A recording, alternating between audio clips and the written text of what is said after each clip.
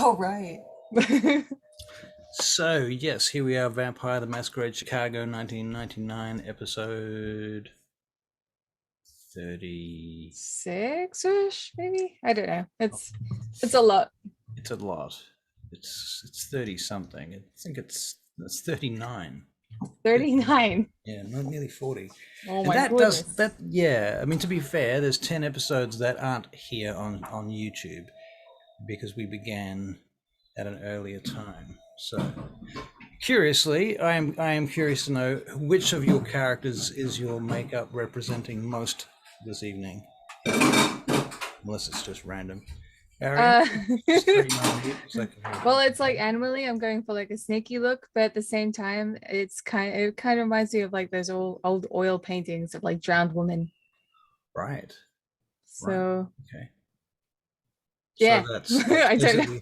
So you're not sure. It's just kind of an inspired thing that may or may not affect how you play your character. Okay. Let's hope I don't play like a snake. It's always good to have something inspiring about yourself to bring to the table. Excellent. Sadly, don't have anything for myself this week. All right, guys. You're in your havens and you arise at your respective times. I think Erichto actually wins the rising game. We did do like a couple of things beforehand. Like I went to Inyanga's. Right. So we have been up for a bit. So you have been up for a bit, so it's not actually quite that early then. Okay. No. All right. Well, but at this point then, are you back at your havens? Okay, maybe I don't think I am actually. Yeah, we split up. I was with Randy. Okay. What about you guys? I think I went home. Yeah, I went home. Okay, sweet. All right, and so for you, home is Chantry, and for you, home is the warehouse in Gary. Is that correct? Yeah. I see. All right, cool. All right, nice.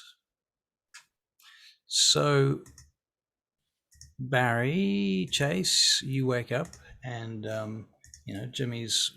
You don't wake up. You continue to be awake. You continue to be awake.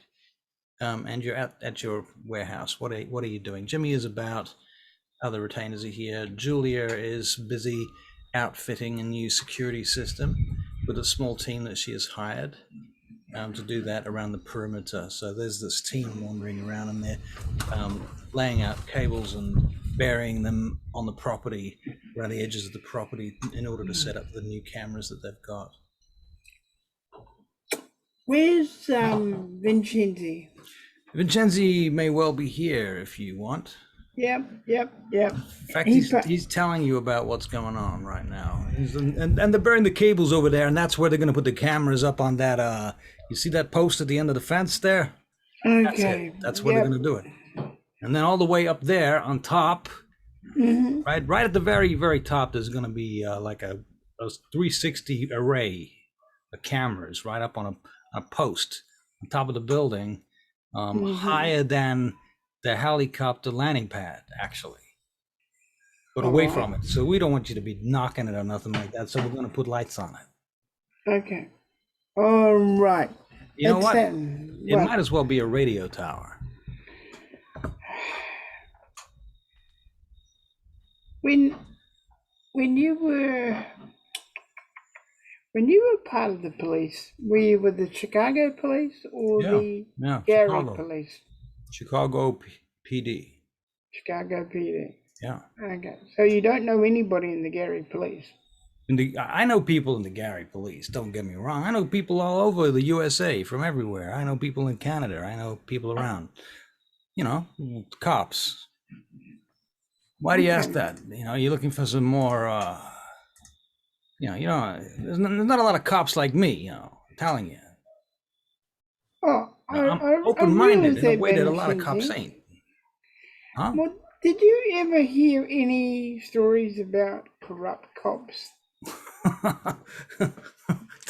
You asking me if I ever heard any stories about corrupt cops in the Chicago PD. Did you know that the Chicago PD is listed as the most corrupt police department in all of the USA? I did not know that. Now you know. What you didn't know, you know now.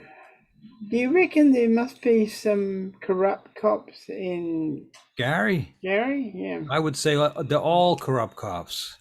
Practically all of them. Maybe there's one or two that ain't. But to be fair with you, I'm pretty sure that 80% of the cops in the whole frickin' country are corrupt up the wazoo. Okay, so it's not like it's a new thing. But the question is not whether they're corrupt. The question you got to ask yourself is, how much are you willing to pay? To have a cop on my books? Exactly. Well, you know, it depends who the cop is. There's cops down here and there's cops up there and there's cops in the FBI, there's cops in the CIA. They all consider themselves to be cops at the end of the day. All right. Let's start small time and find us a cop in Gary that you could.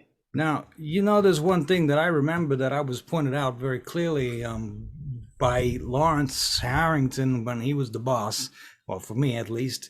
Yes. There's this whole thing, especially in Chicago, and I don't know about Gary, okay, but Chicago has a thing with your prince, the vampire prince there. I think I met him that one time, Loden.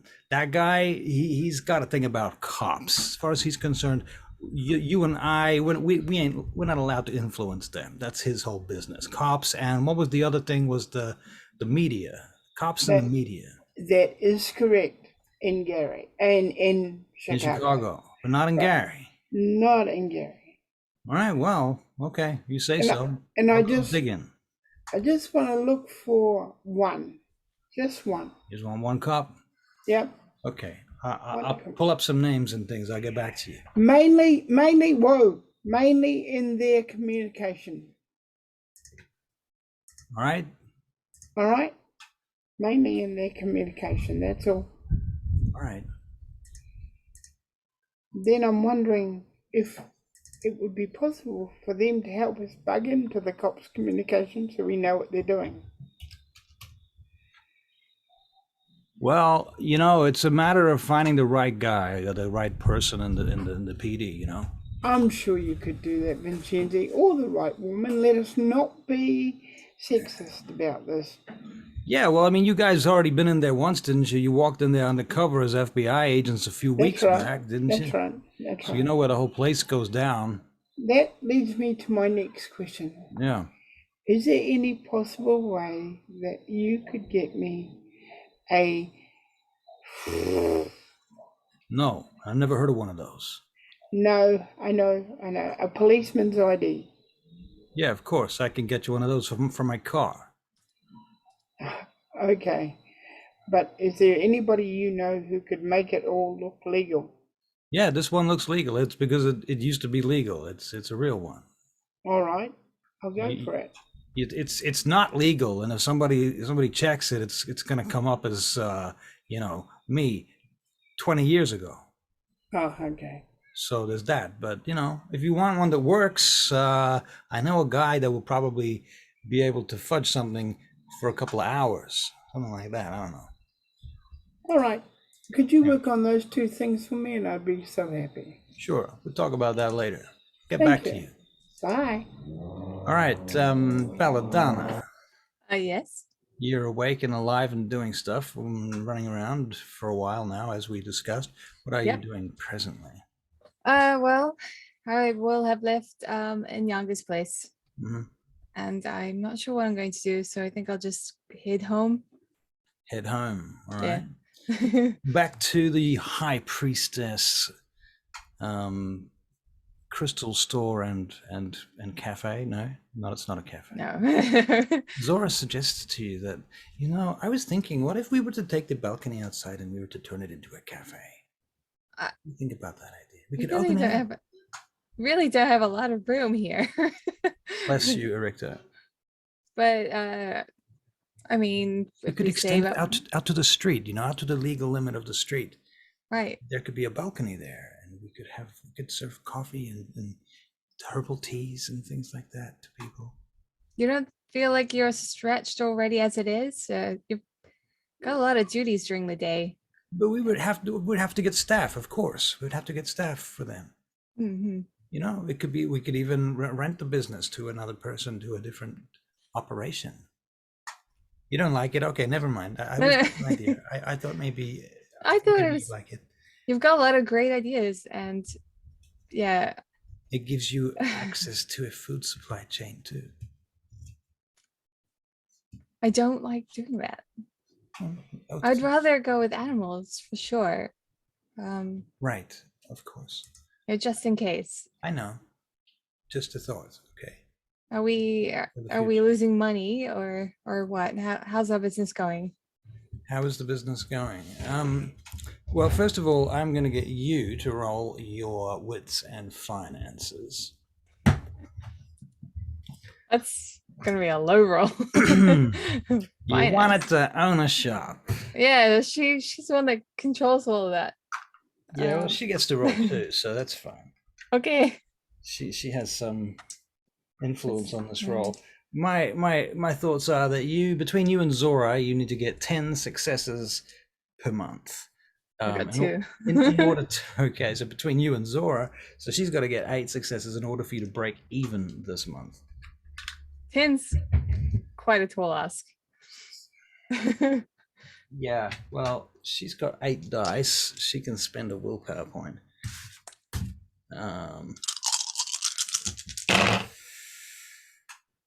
Oh, okay. She gets 2 10s.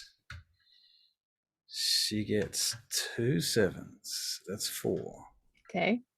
She gets a 6. That's 5 plus a willpower point is, what did I say? 2, 3, 4, 5, 6. 6 successes. She needed 10 with you. So you had 8, didn't you? You had 2. You had 2 personally, so that's 8. Yeah. So you lose $2,000 this month. But we sold a fountain. You did sell a fountain. Yes, I know we sold a fountain. But and all the bits and pieces as well. You're not here. Shush. Yeah. Okay. So... I know we sold the fountain, but there was a lot of loss. There was not a lot of people coming through because of other reasons, and I don't know. In fact, you know what? She's going to make an occult roll, and maybe she does know. Probably something to do with astrology. Could be because Yarian's taking it all. She explains it astrologically that it's because such the and such. Regaud. One of the retrogrades. Right, Mercury is retrograde, and there's all these different problems with this, that, and the other, and various houses are in the wrong places, and so on. Right. And yeah, so that's her excuse for why you've lost $2,000 this month. We need to do better. I know, and I'm trying. Of course you are. That's why I'm telling you, maybe we can make some money from some, I don't know, selling herbal teas and coffees or something. Okay. Do we have enough in savings to be able to get this done? Well, I'm thinking that we can let other people pay for it by letting them build their own thing there. Oh, right. So if we get in another company. Right. We can sublet it to them. And that will at least pay our rent, you know? Okay. I like this idea. We just have to make sure that they don't disturb me while I'm sleeping, or, some boundaries have to be in place. Oh, right. Of course, I didn't think about that. Okay, I'll get back to you about this. All right, Erichto, what have you been up to?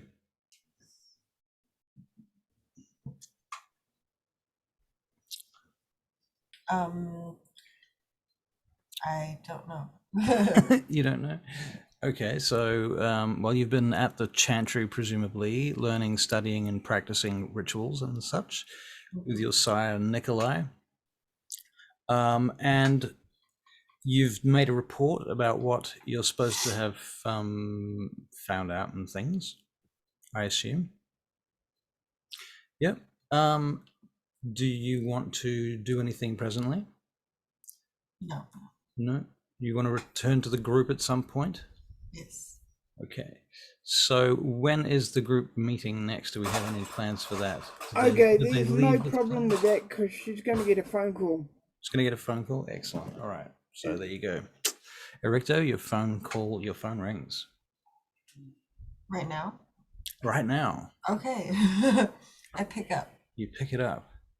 It's me. I'm up. Can you come over and teach me some more of that dominate stuff that you do? Ah, sure. Yeah, just give me I need lessons. That commanding thing that you do, yeah. So if you'd come over, I'd appreciate it. I'll pay you Okay. for it. Okay. Okay. Wow. I'll be waiting. Okay. So how are you going to travel over there? Is there anywhere that lists my assets, like a car? Yeah, you can make a list of assets like that. There is no asset list per se in the Masquerade character sheet maker thinger. Actually, is there, Charlie? Is there any we can write? You can make notes. We got resources. Resources, That's sort of your like limitations. Right. But you can obviously that can fluctuate with gameplay. Yeah, I mean, I don't tend to keep track of exact amounts of money in this game because it's kind of pointless. Right. So yeah, I mean, that's not an issue. You've got access to probably Okay, I see the notes I can write.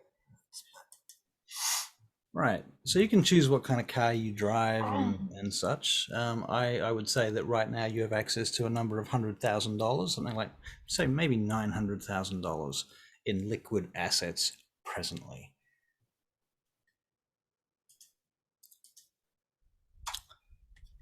Jealous. Come on, we know that Sage is pouring in the money right now. Yeah. On the other side of the Atlantic, floating in it, swimming in it. All right. Oh yeah. I've got no money at all. Okay, so Are you kidding me? did somebody say they were meeting somebody? Oh yeah. Okay, so I'm going to just get in my car and head to Chase. Head to Chase. Okay, cool. All right, so you drive down through the city and you head towards Chase's place, which is the coteries now base. And when you get there, you are ushered in by the new security people who have been given your car's license plate number, and they check you off and you're allowed in. And you go inside. Vincenzi sees you and he nods and says, you must be Erichto, is that right? Yes. Yeah, I'm Vincenzi. We actually have met before, but you might not remember. Anyhow, come on in. Let me take you to Chase. Excellent. Thank you. He walks you through the complex. And there's a lot of work going on in this place. There's drilling happening over there. A lot of dust in the air. Noises still happening. They're starting to wind down though because it is nighttime, and they're taking it all their business apart. And Vincenzi walks you through to where Chase is, in an office that is actually one of the first places that has been so far set up properly, besides their sleeping spaces, which are secret. Okay, so Chase, Erichto comes in. She's by herself. Evening. Good to see you. Good to see you. Look, I've got some sticks here. We're going to have to get Vincenzi to light them, but I thought that do I need to meditate to do the dominate thing? Do I need to meditate? Well, he's asking you, Erichto, does he need to meditate to learn how to dominate? I don't believe it works that way. Okay, so okay. We don't need the sticks then. It's just that I've got a lot of these sticks and they smell pretty good. I must say, they smell pretty good. But all right. That's why my office smells so good. Okay. And it does. Do we need to get in one of my retainers to practice? You can just make it up. You know, it would help. You think when you learned dominate, it was with the assistance of a retainer. In fact, your sire insisted that you make a retainer specifically for this purpose. Ah, okay. So therefore, you do have at least one mortal human retainer because of that, which we talked about. So yeah, that's how you can describe it to him if you want. Okay, so I need a retainer, do I? I need to get another one. Well, either another one or one that you're prepared to practice dominate on. Out of game. All right. Jimmy! But Helen, you're supposed to be relaying this to him, not me. So, you know, that's your character talking. Yeah, I don't think I have a human retainer though. We didn't You talk don't. about. Not in the book. Not in the book. That's why I'm suggesting that he did force you to make a human retainer to add to that retinue, because otherwise you couldn't have learnt dominate very easily. And it helps me, as you are a player character, for me to have a human retainer that can talk to you in your retinue.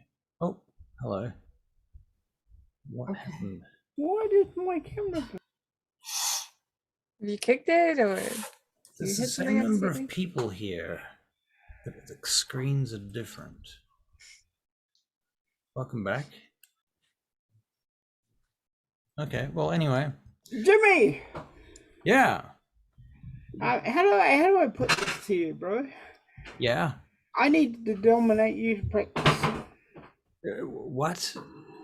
I need you to let me dominate you so I can practice. No. You don't get to practice that on me. No. I don't think that's a good idea. No. Well, I can't do it to Jules because Thingamajig did it to Jules and she'll go. Yeah, that's true. That's true. I don't think it's ethical to practice that whole thing at all, Chase. Well, I don't know.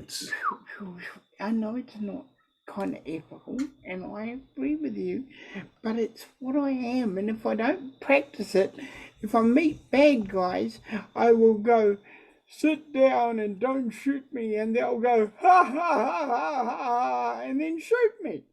So that's your idea? Are you're practicing it on me so that you can practice it and use it on the bad guys? That's the idea. Yeah, so they don't shoot me. I want to have a non-violent relationship with them. And is there some kind of way that you can fix my mind afterwards if it breaks? Your mind is, that's true, your mind's too important. Jules's mind is too important. Everybody's mind. How am I going to practice without something? Well, Okay. there is one idea I do have for you. What's that? You and somebody teaching you, Yes. right? Well, then maybe you Erichto's guys teaching me. you could go looking for trouble. How do you mean go looking for trouble? We could go to a bar? I don't know. You could go to a fucking convention full of, I don't know. Stop on the side of the road and see if you can buy some drugs somewhere. Aren't we already covering that spot? Well, I'm just making suggestions that you could follow up on that whole trail, and maybe that's the way you could learn. Erichto, well, you're the expert. What would you suggest? Shall we get somebody from a bar or something? Do you think? Maybe? Have to start somewhere. Okay, where do you hang out? You must hang out someplace. You go to nightclubs, bars. I know you fellas I know you're keeping it a secret, but you don't need to keep it a secret from me. Let's go practice at a nightclub. I name a Chicago nightclub. Okay, that I frequent. There's a couple of nightclubs. There's the Succubus Club. There's the Cave. There's the Blue Velvet, and some others. Yeah, those are the main ones that you know of that are vampire friendly. Okay. You know some of the people that run those clubs too. The Succubus Club is probably the highest on the list of clubs. Okay, we will go to the Succubus Club, and then the night is on me. In fact, I might just ring up Belle and see if she wants to come to the Succubus Club. Sure. All right. Okay. I make a phone. I make a text. You make a text Because she could be in the middle of doing things, you know. Who knows? This Young is, love as it is, you know. right. This is unheard of. A text. Yeah. All right. And as soon as I get around spelling a word, I'll be fine. All right. While you're making that text, you hear this inordinate amount of noise going on outside, Chase. Shouting and something's going on outside the building. You've written the text up and you send it, and it goes off. Bells, you get the text. Okay, I'll see you there.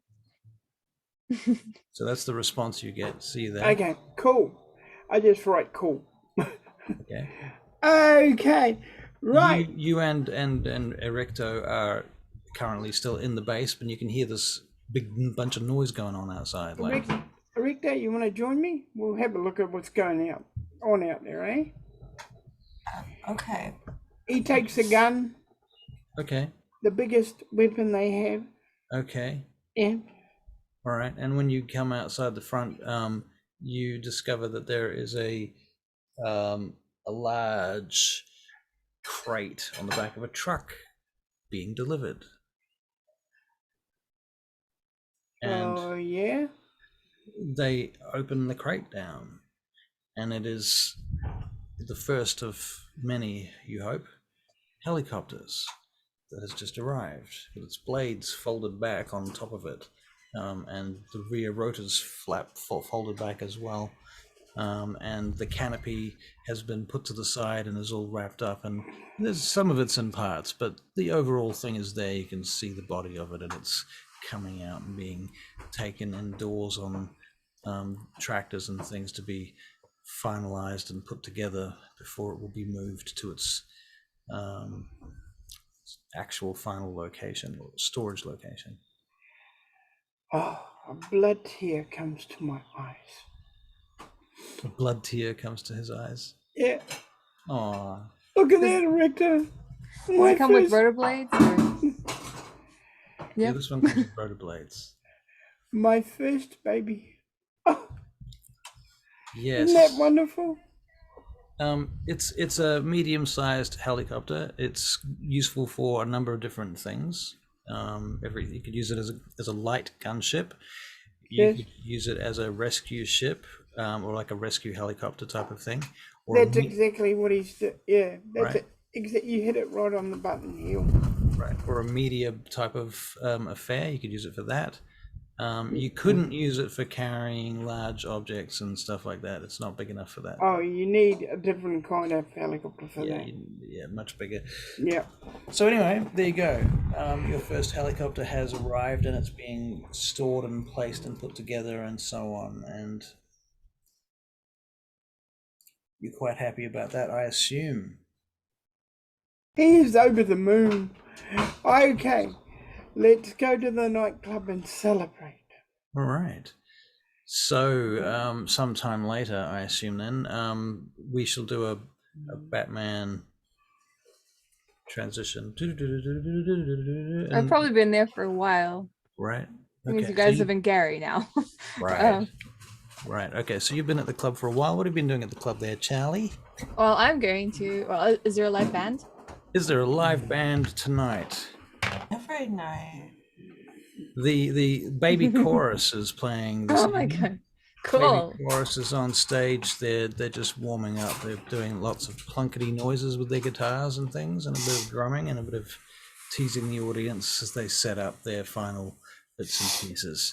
You can see Raymond Falcon up on stage, along with Kathy Glens. Garwood Marshall is on What? stage. Garwood Oh my Marshall God. is in the baby chorus. Do I know the crowd? Is it okay to flash my boobs at them? Is it okay? Yeah, sure. Okay, well, she's gotta do it. Especially Okay. Gowit. No one's Garwood. Does Garwood notice you? Yes, he does, with 2 10s and an 8 and a 6. Shocking. So anyway, they wind up and they start playing, and that's how that goes down. Yeah. And So groupie the hell out of them. all right, is anyone going to awe anyone, or fireworks? All First of all, Russell, I Yes. tell No. the people that I'm going to awe that I'm going for a part in the movie as a vampire. Who are you telling this to? The people that I'm going to awe. Oh, that you're going to awe. Yeah, that I'm not awe, dominate. I'm going for a part in the movie as a vampire. Okay. And I just want their opinion on how I'm doing the actions. But I'll be actually dominating them. Right. All right. So first of all, to get them to even have this conversation, let me have a look here. We need to make a wits and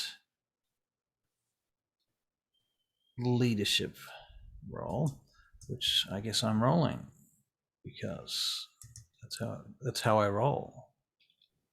Has he put points in it? No. Being a soldier, I would have had leadership, sure. Yes. I mean, you were a helicopter pilot. Yeah. You have 3 successes. 3 successes. 3 successes. Okay, so you managed to convince someone to actually have this conversation with you. Yeah. And this, whereabouts in the club are you when you're having this conversation? Are you at a table or a booth? At a booth. At a booth. Okay. Okay, and is it a man or a woman or what? It's a woman. Okay. And she's listening to this. So you're going to be a movie star. Is that what you're telling me? Well, if I can get this part right, yeah, exactly. And you want me to tell you what? Well, I've got apparently this vampire makes people do things, so I've got to have the right expressions on my face. Right, acting, right? Yeah, a whole acting thing. Okay. So you're going to do it? Yeah, okay. All right, well, show me. I look into her eyes. Yeah. Get commanding. And you command her, I take it, with some commandy commands. Stand up and walk over to the bar and get me and he says a certain drink. Okay. Well, right, let's see. Erichto, what did you think? We'll see. Let's see what we need to roll for this. Which power are you using? Is it dominate level 2? I assume. Yeah. Dominate level 2. Yeah. Level 2. Okay. Yeah.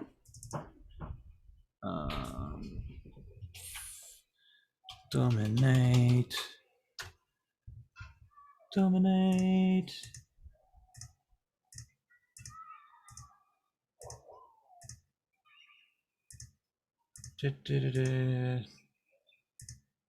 Here we go. Okay, so level 2, mesmerize. System, manipulation, and leadership. Here we go. Manipulation and leadership. Throw them dice. And we get a massive 1 success. Okay.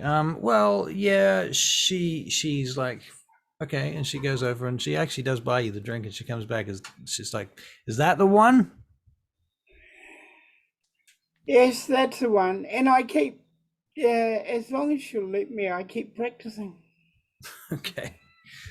All right. And Erichto, are you assisting him with? Oh, his by the normal way, one of them dominate? will be, you will let me practice as long as I wish. Okay, so let's roll that. Chase Hamilton. Manipulation and leadership.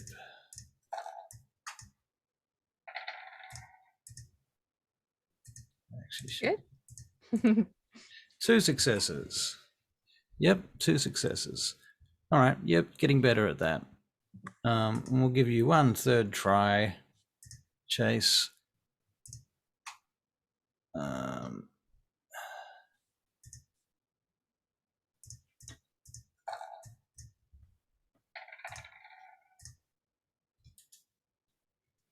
With another 3 successes.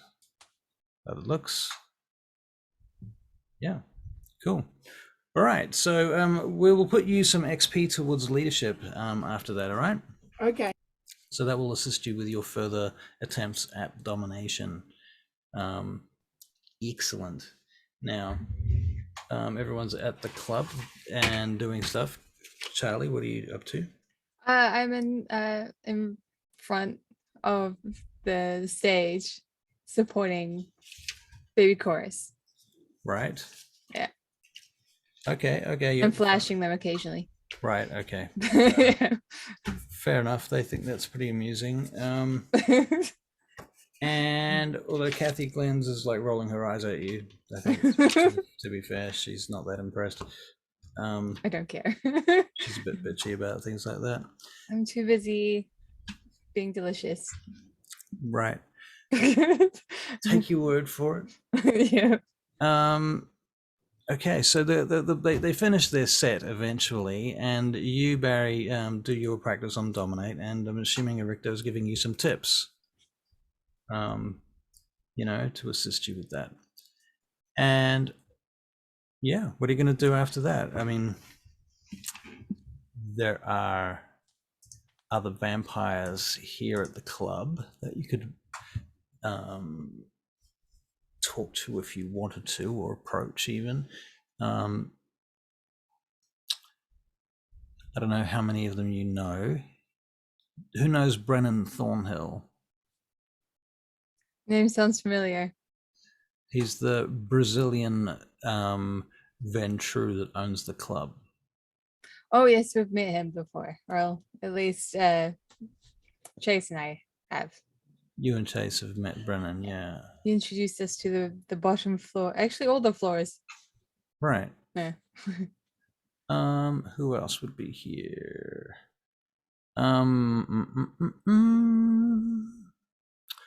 Well, darn, Terrace ain't here because he did. Don't mention it's a scar. No. No. Yeah. I'll No. tell you who's here actually. Is Jason Newbury. Is Mercy here? No, Mercy's not here. Okay. Rude. He's not gonna bite her. What an asshole. Yeah, that's pretty much what defines Jason Newbury. That's true. So well, I'm not gonna invite him to any of my things. Oh, fine. Okay, so Jason Newbury, he walks up and he stands, and when the band's finished, he's just keeps clapping for a while, and they're very, very good, aren't they? I'm gonna like hug him and be like, that was amazing. He looks at you. Who are you? You're a vampire. Well, you can't really say that out loud. He goes, nobody can hear me. Okay, that's true. My music's so loud. Yes. I'm Jason. Have we met? I don't think so. Gives you a business card. Oh, thank you. It's beautiful. I smell it. It smells like flowers. Wow. And incense. Oh my goodness. This is delicious. Oh, thank you. What? Don't mention it. You can call me sometime if you have, an interest in hanging out or something, or perhaps if you have legal requirements. You'll see here that I work for a new firm. Out of game. 1 second. Oh my God! Don't tell me. Thorn McGill, eh? Thorn and McGill. You son of a bitch. Okay, fine. Okay, cool. Thanks. What do you mean by hang out? Like, What do I mean by hang out? yeah. I don't know. Maybe drink coffee, do things, go for Hold a on. ride. I touched his forehead. Okay. Does he feel like he would enjoy coffee? He doesn't. He doesn't. He looks at you and he says, perhaps you'd like to hunt together sometime. I always love hunting. That'd be great. Excellent. Here's a good place for it. Have you been downstairs? Yes, I have. The Labyrinth is one of my favorite places in Chicago. It's discreet and high security at the same time. Oh yeah, I've heard lots of scary things about it. Scary. From who? It's just like it's a room that you could do anything with. Yeah. But because of that, so many people would have you have a very low opinion. seen the end. You have a very low opinion of the humanity of the average person. I kind of see. Oh, I can't really go into that. Don't worry about it. We can speak privately in the VIP room if you want. Sure, I've got no one else to hang out with, so all right. Why not? Erichto, what are you doing in the club? Dancing? Unsing. Feeding? Yeah, just feeding. Feeding, dancing. You're doing the worm. Unfashionably dancing. She's that guy on the floor. Yeah. You'd be so cool. Doing the worm. It's $19.99. That guy is on the floor doing the worm, and the security take him away. See you, Garwood. See you, Garwood. Bye. Actually, Garwood should be here. Yeah, I think Garwood turns up here any minute now. You said he was on stage. Oh, he is on stage. That's right. But they have a break, so he can come down and mingle. Oh, shortly. it's unfortunate that I've been whisked away by an unsavory gentleman. An unsavory gentleman. Yeah. Oh dear. Okay, so Barry, Chase, what are you doing? Not Garwood, the guy that owns the club. Brennan Thornhill. All right, you track him down. Brendan, how you doing? He's talking to another fellow right now, a very nice looking man, blonde, with a jacket. Looks a bit like a Ventru, but you're not sure. You don't know everybody's names. I'll stand to one side and wait. He says, "Excuse me for a minute," and and the other guy steps back and smiles and nods. Brennan turns to you. He says, "Can I help you, sir? How can I help?" I would like to know if the private room will become available at some point. At some point, of course, but the question is when. Yes, that's the big question. How soon are you looking for? Oh, I know I can't have it immediately now, so how about tomorrow? Well, actually, that's where you're wrong. Right now, it's actually free. Oh, well, I'd definitely love to have it available now. I want to show it to a friend of mine who is of our persuasion. I see. Well then, of course, you will of course put the bond down with my retainer here. This is Lance. Of course, I'd be glad to. And Lance hands you an invoice for $10,000. Okay, I'll pay the $10,000. How do you pay?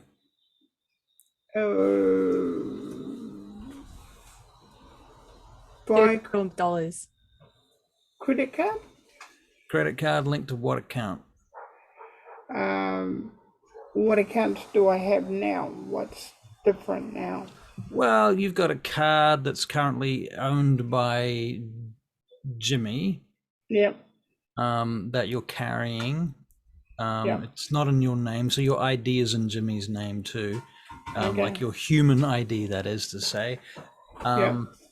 And so, yeah, you can use Jimmy's account. Jimmy's account is currently got $100,000 in it that's been moved there from the business account money. Yeah, I'll pay him back when things are right. Okay, because this is important. All right. All right, so 10K, bang. Yep. All right. Okay. Now, I look for Erichto. Okay, so you see Erichto. Follow me. I'll show you a place where you might have seen this place already, Erichto, but please follow me. I might need your help anyway.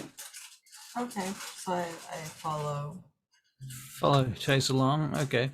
So Chase, you take Erichto to the elevator. Charlie, I don't know whether you see this or anything, or are you busy with other things at present? We went upstairs, so This is upstairs too, I think.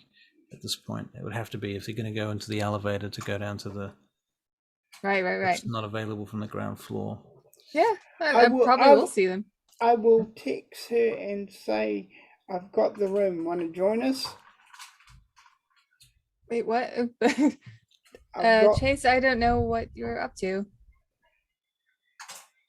down in the room. Why do you have the room? Are you hunting? Yes. Well, I'm okay. Okay. All right. I- All right. Is this all a text conversation or a real life conversation? Text, You can see each other at this point. You're in the same room, No, I text us. despite the fact that you're in the same room. Yeah, yeah. Okay. All right. Very well. You can do that. So, Erichto, you follow Chase to the elevator, and the elevator. This is a very specialist elevator. You've actually been here before, I think. I can't think of a reason why you wouldn't know about the Labyrinth Downstairs. But in any case, here's a refresher. The Labyrinth Downstairs is hired out to VIP guests, particularly and notably vampires from time to time. It's usually quite booked. It's made of black concrete, black spray painted concrete mostly.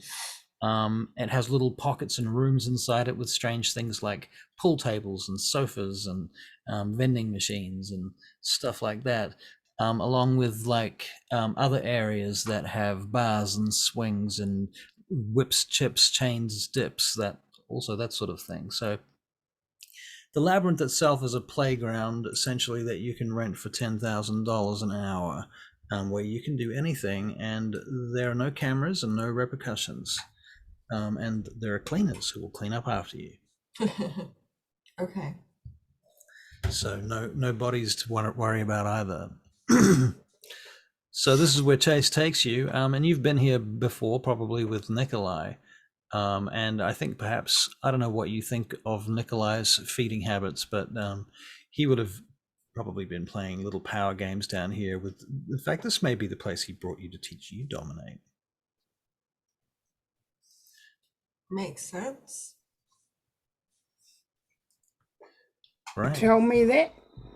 Do you tell him that? Yeah. Yeah. Oh, well, great. That's what I'll do then. Excellent. I know where I'll practice now. Great. It's going to be expensive though to do that. Oh, well, like Really? now I'll get some more practice in. Because I Alright. want to feed as well. I haven't Right. fed Well, yet. bear in mind, there's no people here except the ones that you bring. Okay. All right. It's not a service. Yeah, it's empty. It's just a venue. It's not a service. There might be a service attached if you were to ask, but that's a whole other ball game. That would cost some more money. Yeah. Yeah, they probably get rail yard cars full of Serbians or something, Yugoslavians. Yugoslavians. They truck in the back door in the middle of the night. Okay. All right. Making Well, reference to I'll- last night's game. Sorry. So this would be the perfect place if we bought a person, you're telling me, to do this kind of thing with. All right. Next time I'll bring a person. Let's have a look around the place and see what we can, find. Right. So you spend an hour wandering Yep. around in the dungeon, basically the Yep. labyrinth. Yep. Okay. Yeah. Well, you get a pretty good idea of what the facilities are like down here.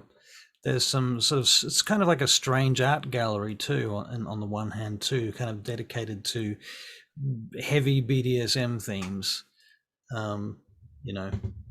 and various dark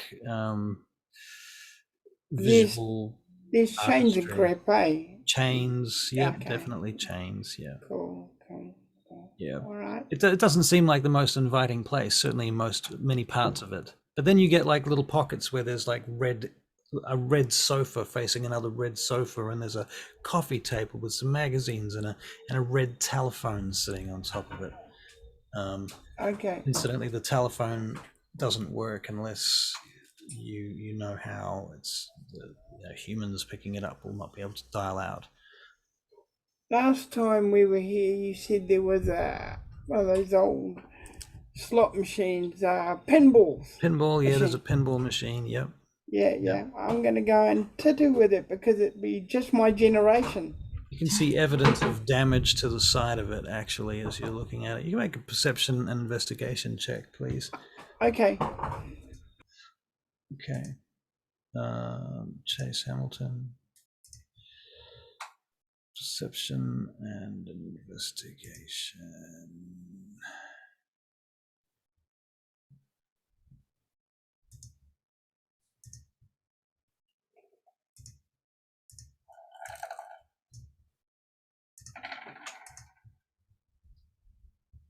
Two successes.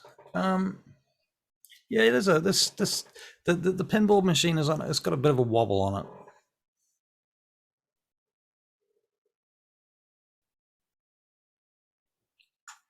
It got a short leg or something. It seems like it's got a short leg or something. It's wobbling. Yeah, it's not quite on the carpet either. That's the other thing. Okay, I'll move it around to try and put it on the thing properly because you can't have a proper game. You notice that there's new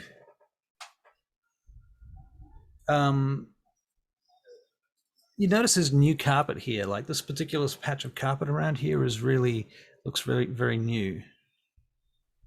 Well, it makes sense. They would have to change it with all the, yeah.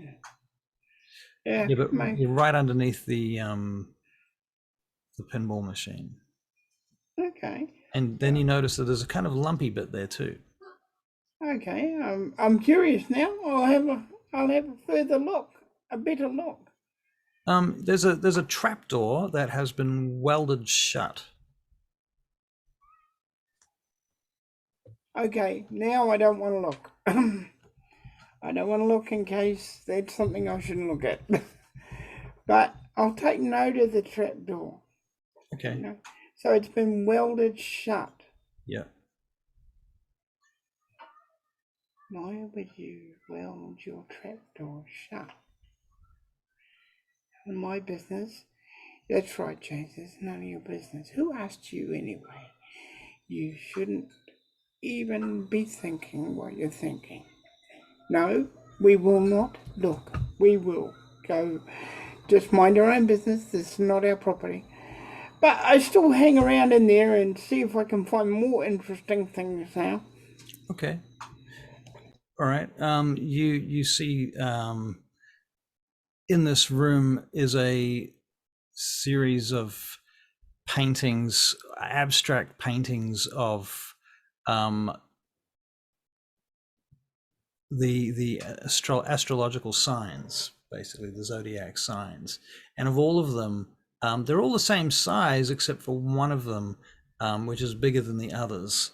Can you make a intelligence and occult check?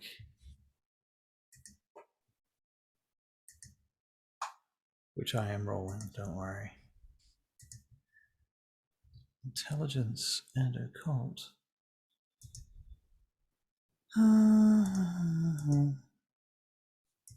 Intelligence and occult. I don't know how many dice you've got for this, but I guess we'll see in a second. 3 dice, 2 successes.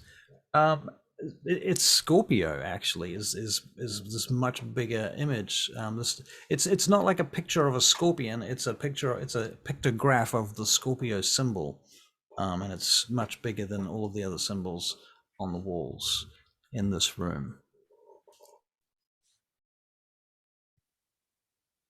Sound. Can I kind of look behind it? Can you look behind it? Yeah. It's just painted on the wall.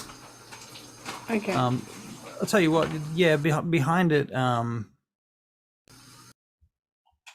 You realize that despite the fact that this place is a labyrinth and there's lots of sort of windy corridors, this particular picture is against a wall that there is no way to get behind. It's a solid wall underground. Okay, cut to Erichto. Yes. You with him while he's doing all of this stuff, wandering around in the basement for an hour, trying to get his $10,000 worth. Yeah. Okay, Yeah. so Which is what I'm trying to do. so you've obviously noticed there's an astrological zodiac painted on the walls, in big bold graffiti type painting, and the Scorpio is much bigger in this room for some reason.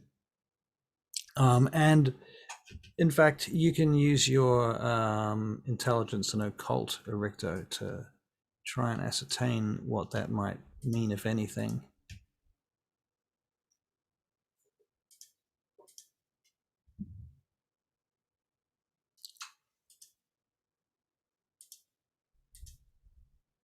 Five successes. Oh, 5 successes. Wow. Okay. So Erichto, clearly to you, these symbols around the walls represent the cube of space or something to that effect. As to why the Scorpio is larger than anything else in this room, you're not sure about that. Maybe it's been painted that way this month because of the current astrology, but thinking about the current astrology, that doesn't make sense. So, yeah, you're stumped on that. Is there a secret group of cultists A secret group behind of this? group of cultists. Vampire behind this? cultists. Vampire cultists. Well, maybe there's a secret group of cultists, or maybe there's somebody who knows something about astrology that is of a higher order than the average. Let's say Zora, the high priestess level, which is as good as it gets for the average person, but whoever did this knows something of a higher magnitude and level. So is it done from a mage perhaps that's new and I don't know who they are because I'm supposed to know? It could be something like that. It could be an elder. It could be somebody much more, someone powerful. So it's a semi-mystery. Yeah. Okay.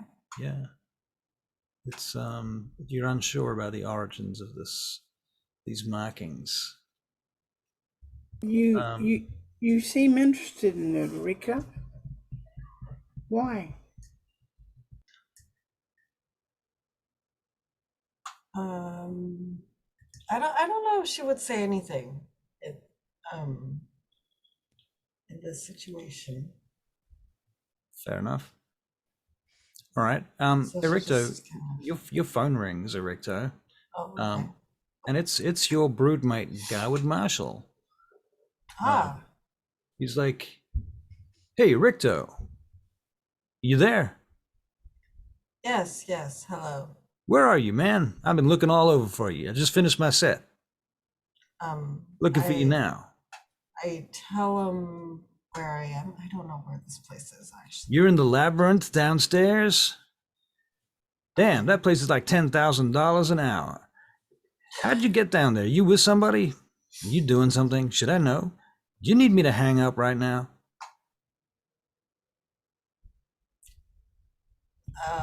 He can come down as a guest if he wants. Surely I don't have to pay for someone. Yeah, you as a guest. can let him in. Tell him to come down as a guest. Okay. All right. So Garwood's coming downstairs as a guest.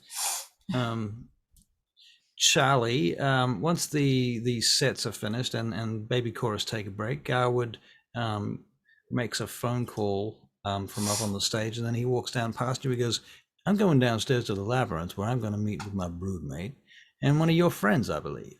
I was upstairs. You were upstairs? Yeah, talking to Jason Newbury. Oh, that's right. You're talking to Jason. Okay. Well, he might come upstairs to tell you that anyway, because he's got to go past you upstairs to get to the lift, to go to the basement, because that's where it goes from, because you can't get there from the ground. Yeah. That's what it's like. So you're going to Labyrinth. Yeah, you want to come? In fact, why don't you bring this guy too, Mr. Newbury? Sure, he loves down there, huh? Jason smiles. Sure, I'll come downstairs if you like.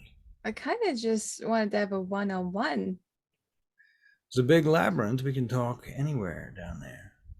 Okay. Are you sure about that, Mr. Newbury? Sure, I don't mind.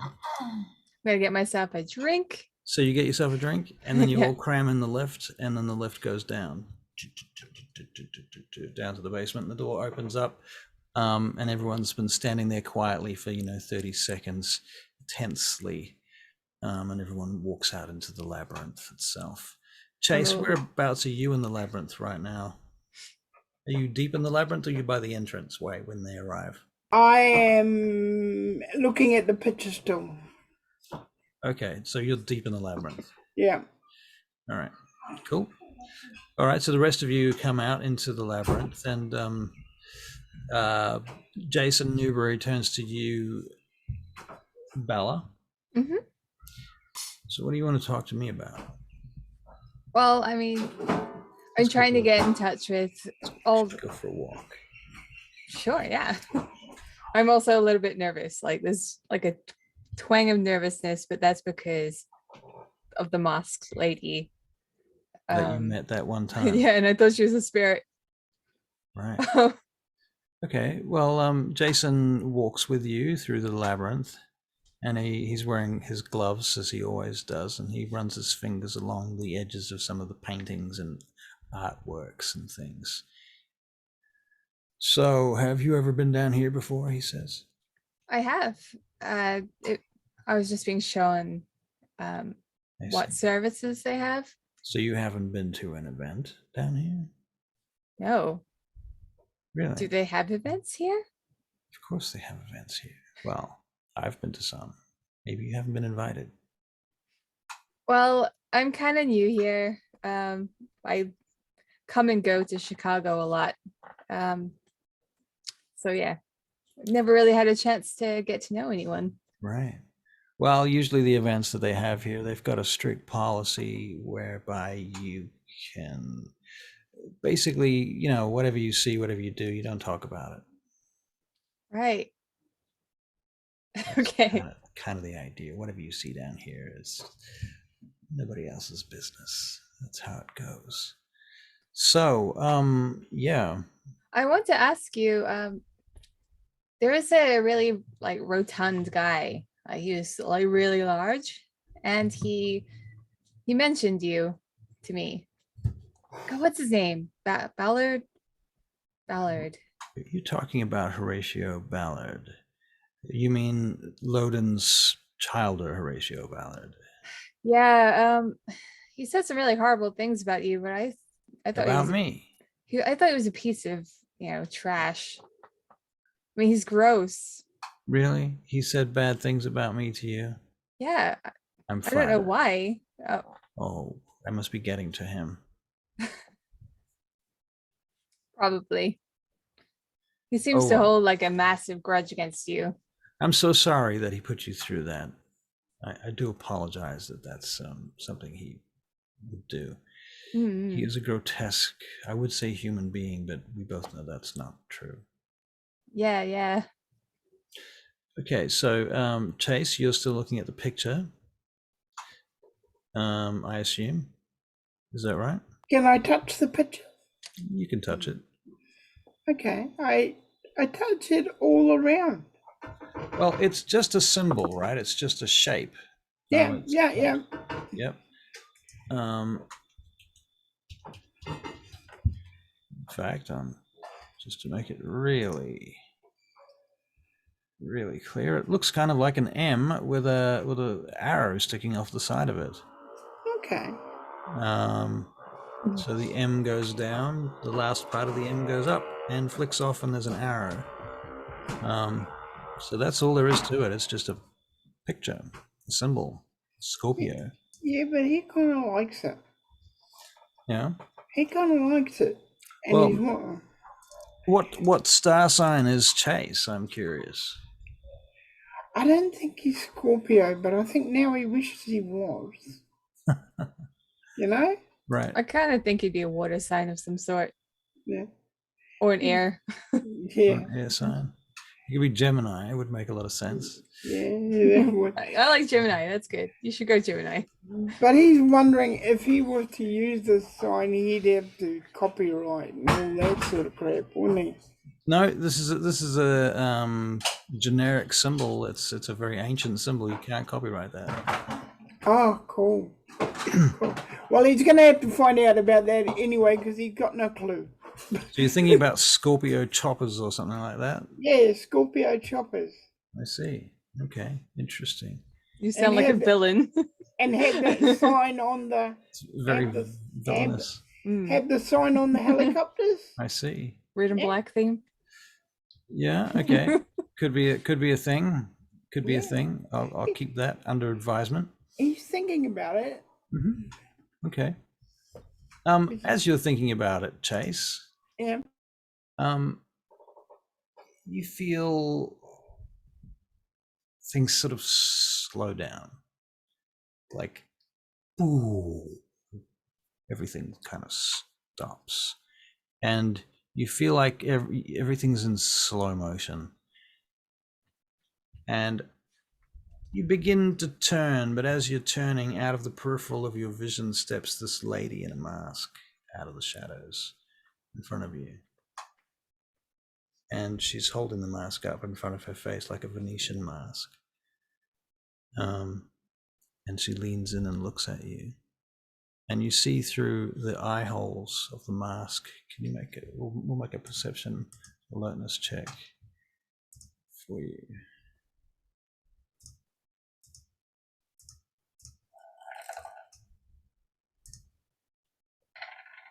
Ooh. One success. Okay, well, with one success, despite the enormous number of dice and the one that you rolled, that's how it goes. You see that her eyes are incredibly beautiful. Can't hear you. Okay. I see that they're incredibly beautiful. Majesty or dominate. It's a lot. You find you're unable to move and you feel your mind being rifled through in the way that only elders can perform such acts. And when this is done, she says, forget. And this whole incident removes itself from your mind. And you find yourself standing there for a long period, wondering why you're still standing in front of this symbol. At that point, Jason Newbury and a gaggle of other vampires come popping out from around the corner. Possibly Erichto, possibly Belladonna. Up to you guys. I'm with Jason Newbury. I'm kind of like trying to be flirtatious with him. You're being flirtatious with Jason Newbury. Yeah. Which will be easy because all I have to do is ask him about himself. Right, and being the incessant narcissist that he is, he will talk for indefinitely, basically. Okay, fair enough. So he's going on about his law firm at the moment, if you don't interrupt him. And then he will start talking about the benefits of certain types of hand cream. And then he continues with how he likes Whitney Houston's latest album is in fact a masterpiece that is likely to change the world of popular music, which his opinions are quite absurd about music, especially. I'm gonna ask him about his tie, and like just like stroke it a bit. Right. He looks at you and he says, and he grabs your hand and he says, "You're looking for something here, aren't you?" More about you, I think. Well, Jason Newbury not being one to fuck around. Dominant. Ah! We can. He probably throws you up against the wall, and if you resist too much, he won't do anything. But if you don't resist, he will probably ravish you. And I don't know whether you'll allow it or not, but that's what might happen. Oh wow. Well, okay, she needs to get information, so she's gonna keep at it, but at the same time she's thinking, oh, okay, how far is too far? He starts choking you up against the wall. Now you're a vampire, so you're not really choking. And he says, he comes up really close to your ear and he says, "What do you want?" To know more about you. Particularly and specifically what?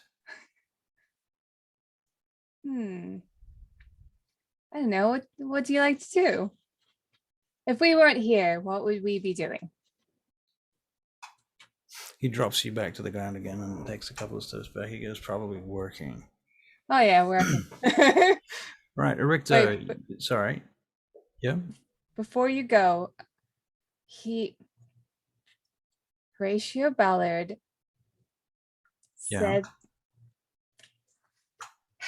he thinks that you might be Sabbat, okay? Horatio Ballard said that he thinks that I might be Sabbat. And I'm really curious to find out if you are Sabbat. And why would you think I was Sabbat? Honestly, Because that fat asshole said so? I don't trust him. Well, why would you? I really don't trust him. He's from the least trustworthy clan I can think of, and it's so weird when Helen sneezes. I can hear it through the wall. We can all hear it. All right, so I mean, I don't see a guy like you joining the Sabbat anyway, because I mean, exactly. Why would you stoop yourself so low? Why would I risk all of this? Exactly. It's a stupid idea. Yeah, only stupid people would go with the Sabbat. Exactly. And you should remember that, kids. Stay in school. Who are you talking to? He's talking to you. Okay. All right. I'm not a kid. All right. I'll keep asking him more things about himself. All right. Yes. All right. So you keep asking him things about himself and you're just sort of prying him for information. Yeah. One moment, please, while I consider an important thing. An important thing.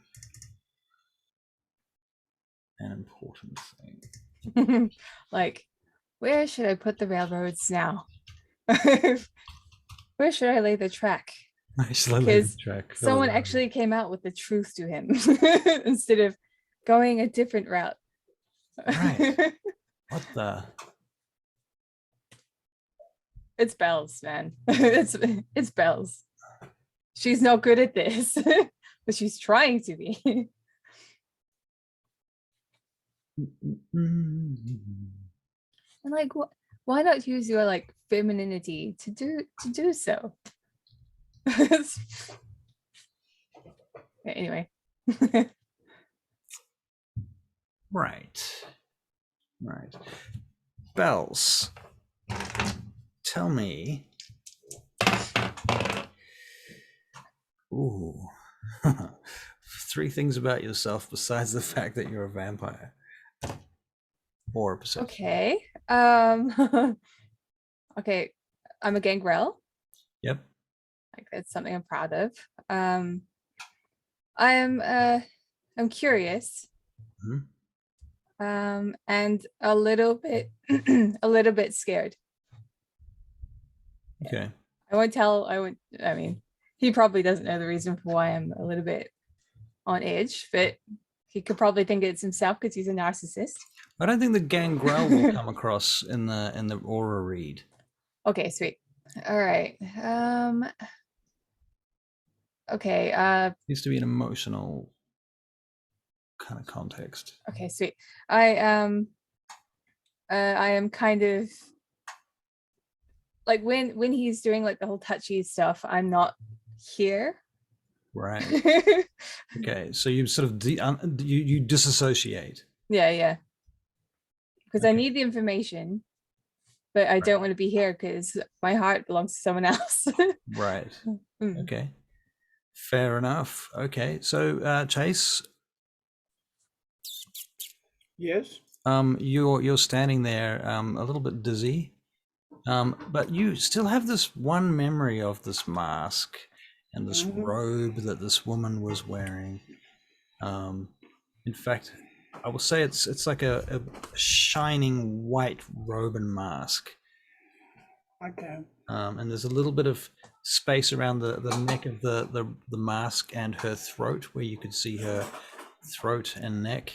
Okay. And a little bit of golden hair underneath. All right. All right. He's wondering where this vision of this woman's coming from.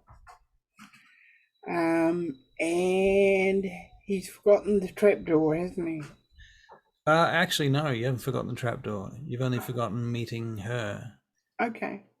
But I've still got this vision of this beautiful, wonderful thing. Yeah, masked thing. Mask thing. Okay. Fine. I go back. That's why. Okay. All right. So I didn't see the whole Jason Newbury thing. The wall. No, not unless you were obfuscated and wandering around secretly. No. Yeah. No. I'm fine. I'm fine with it. I just try and get over what I actually try and think about that whole vision thing that I'm saying. I sit back and think about it hard. Okay. Do you want to spend a willpower point? I will, actually. All right. Well, if you spend a willpower point, you manage to hold on to a fragment of the image of the vision, and what you're able to continue to carry forward is just one image of that mask and that visage, and the sense that the person was there and they were present and it was very, very real for a minute, and you have the sense that you were commanded to forget this. Leave it at that. Yep. We can't talk to Bell here or Erichto here. Right. Exactly. Okay. So Jason, by the way, after he speaks to you, Bells, he says, excuse me, I've got to make some phone calls. All right. You go with that? He does that. And I turn on my heightened senses. Heightened senses. Okay. Being that I have the I can be nosy now. All right. So I'm you can just be gonna nosy wander there. off. You can make a perception alertness check then. Okay. Yeah. Just give me a sec. 2. 2. Yeah. 2. You hear Jason on the phone ordering up a bunch of mortals from the club to be scurried down here. About 10 of them being rounded up. Dear. Okay. He wants them to be blindfolded, wearing either underwear or lingerie, with their hands tied behind their backs. God, he's getting a free ride off this. He didn't Well, pay shit. that's why he's providing the entertainment. Oh, that's real kind. You see? I might go So- up and cancel it. Not needed, not necessary. All right. Is that what? Are you going to do that? Are you going to do that? I probably should. This is way heavily on my conscience because although like I don't know what kind of guy he is, I don't know if he's gonna go and kill them all.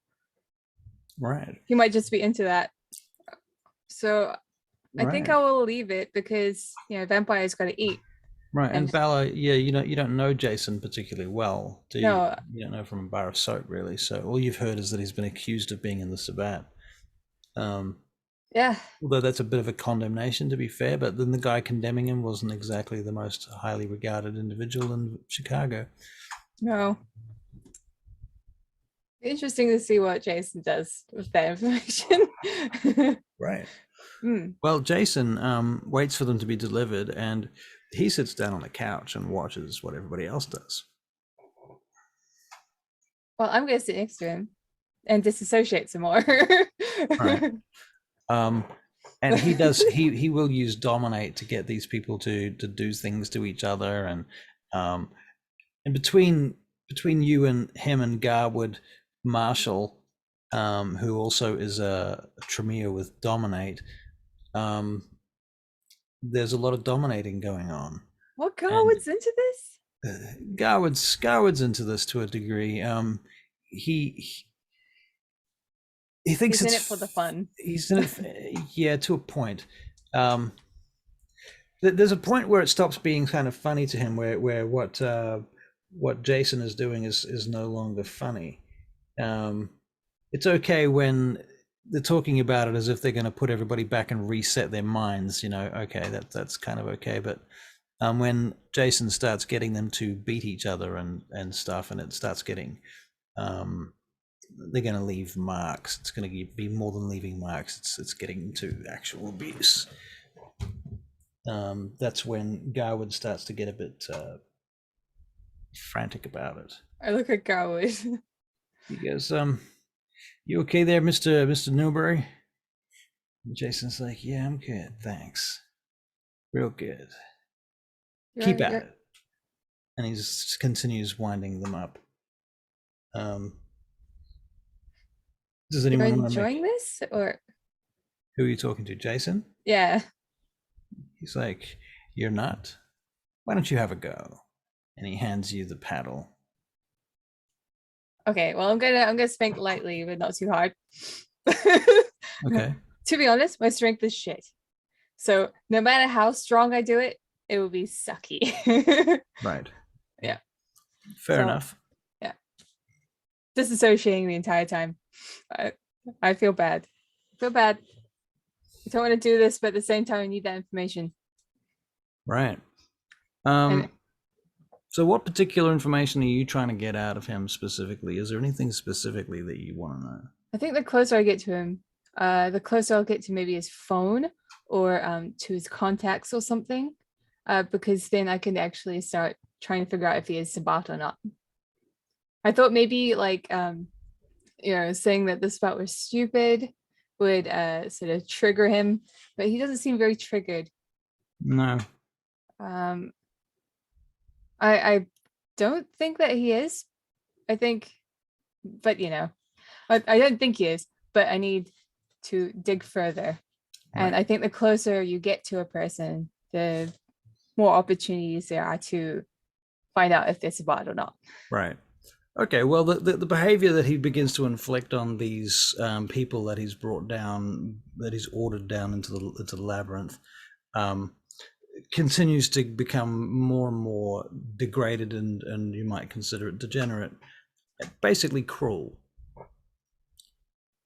And clearly, it's not long before you realize that he's got a very Mean streak. mean streak. Yeah, he's got a cruel streak, or specifically a sadistic streak. So yeah. So hey, do you like that stuff being done to you? No, Would you like me to spank you? not really. Oh. Really? Why not? He were you sitting next to him? Yeah, yeah. He turns to you and he goes, I do the spanking, I do the sewing, I do the cutting, I do the So, hurting. oh, I see. Right. We're clear? We're clear. We're clear. Good. Okay, well, now that In my mind, I'm like, oh God, this guy is horrible. right. Okay. We're in the monsters there. Right. Yeah, she's keeping up the act. Keeping up the act. All right. And then there's this electric buzzing noise. Bam! And it stops like an alarm or a bell or a shift change bell in a factory kind of a thing. Your hour's up, Bill. It's your hour's up, Bill.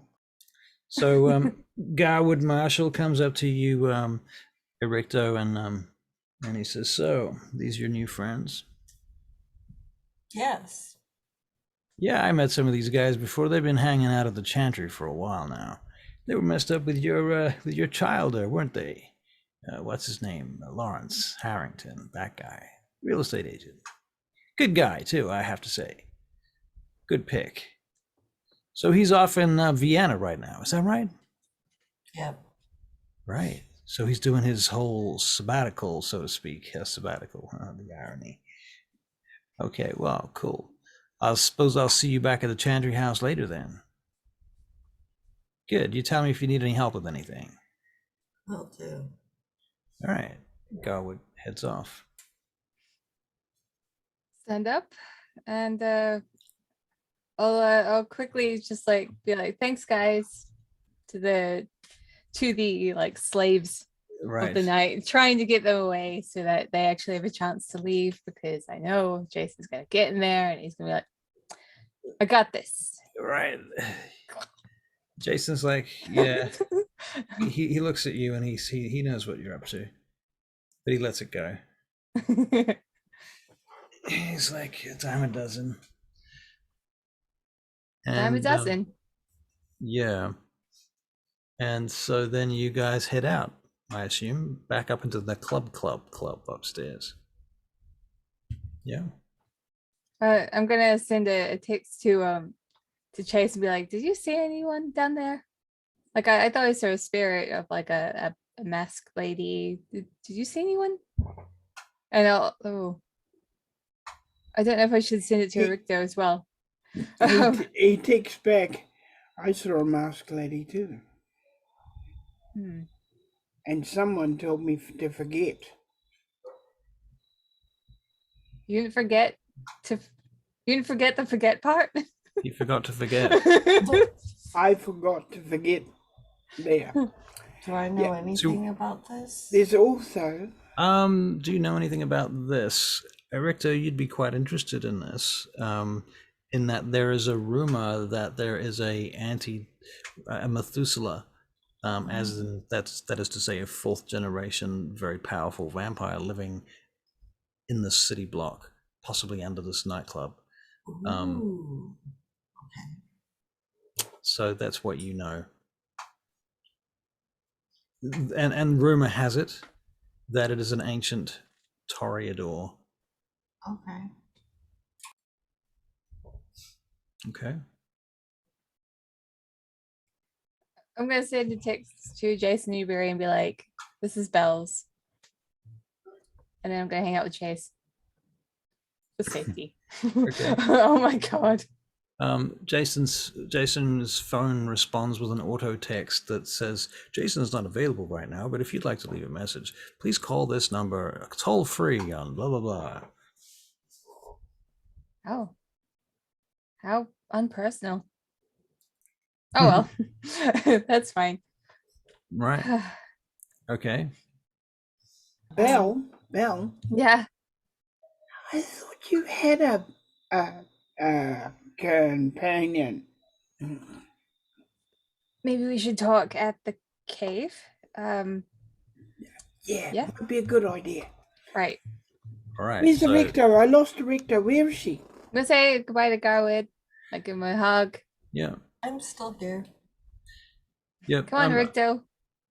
Okay, so Erichto and that was Sabbat, not Sage, but Belladonna, and Chase. You guys get in somebody's vehicle or multiple vehicles, and you head to the cave. I came on a bike tonight. You came on a bike. Okay, cool. So as you come into the back door of the cave, who has keys here now? Does everyone have keys? Just you two. Yeah, we'll get you one, Ericto. Okay. Yeah. We will ask nope. Horace. Yeah, Horace.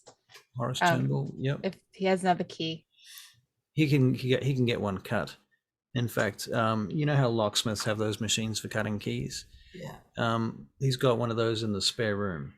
Okay. Oh, he seems like the sort. Whatever that means. Right. So yeah, when we go in, I'm sort of like just shaking a little. Okay. Like, okay. So I decided to ask Jason Newbury. His name is a bit of a mouthful. I decided to ask Jason Newbury more about himself by appealing to his sort of perfectionist nature. I realize he's a lot crueler than I thought. I told him about the whole Sabbat thing. I asked him just straight out. Yep. He obviously denied it. I don't think he would ever. I mean, I could try and get closer to him in order to do it, but I don't really want to anymore. I think I've learned too much about him.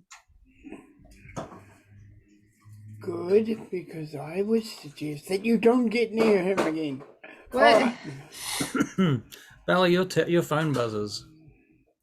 Is it a text? It's a text, right? It's a text. Okay. Sorry.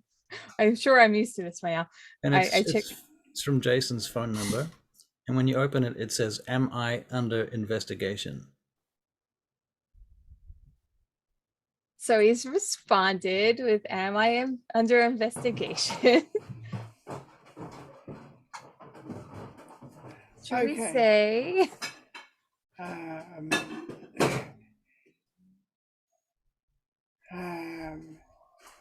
I got the words to say, but they're not coming out of my head like I want them to. Well, there's a yes and there's a no. There's I think I should respond like now. all right, just say no. I should say not, yeah. not by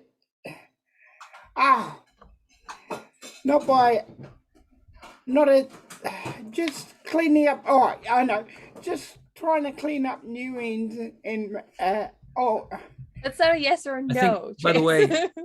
I think the kitchen, the cave, the bar for the kitchen the kitchen for the bar is right next to this office, so there's a lot of noise comes through the wall sometimes. Makes sense. What do you think, Okay. Erichto? Rico. Is he I have to sneeze in like 2 seconds. Right. Okay. That's such a human reaction. Is that like a flaw or something? It's constantly sneezes. Right. In return for that, she has magical powers. If I say yes, I could get closer to him. I don't want you to get closer to him. It's true. He's scary. He's Is there one of anyone? my- Is there anyone we know that can get closer to him? Me? Beep beep beep beep. Oh, I would check. Oh, my phone's changed its calling. Oh, Oh. right. Well, I don't know what it is, but it does its thing. And Right. again, it's Jason, and it says, "You're stalling." Fine, I'll answer it. I'd be like, yes. Sorry. Okay, so And send. you send it. Yeah. Okay, it's gone. All right. It's better that. Okay, I don't know what to do. I really want to speak to Randy. Or maybe Jackie. I want to speak to Jackie. He will help me. Now listen. The point is, we've got other problems. Right. There, you know where we just were. Mm-hmm. There's a trapdoor there. Okay, right, yeah. There's a trapdoor, which means That there's a It's- trapdoor that it's- they used to store stuff in. Yeah, I It- get it. yeah, no, you don't weld up a trapdoor that you store stuff in.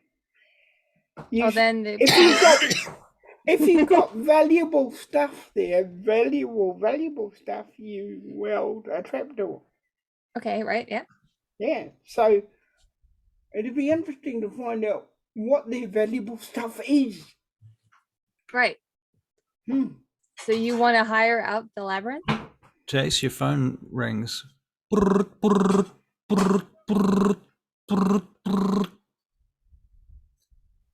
You answer?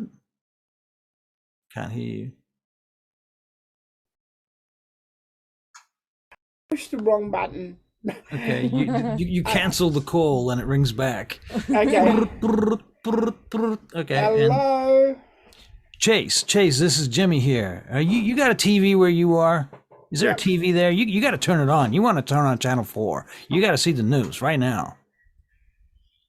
Can you do that? Look. Val, turn on channel 4 on the old TV up there, will you? What TV? There's a TV in the corner of the room, welded to the ceiling. How do I use this? There's a remote control somewhere. Oh my God. Yeah, Bells doesn't know how to use it. It's fair. She's right. just avoided that whole era. I just start hitting all the buttons. No. He moves around the road and says, "Excuse me." And What is the point of this? turn it? Just What are all these buttons? This is so Flicking through unnecessary. channels, left, right, and center. all right. Val, just give me that. Give me that. No. Hurry up, Chase, before it's No. over. You got to get it now before it's finished. Okay, fine. And local police call leading to the brutal rampage with 8 dead and 13 injured tonight. The combat followed the blue subway line to the port near Gary Chicago Airport, where a further 10 Gary Police Department officers were shot and killed. Now, over to you for weather, and they pass it over. What's the weather like? Weather is cold and snowy. It's going to get worse. Great.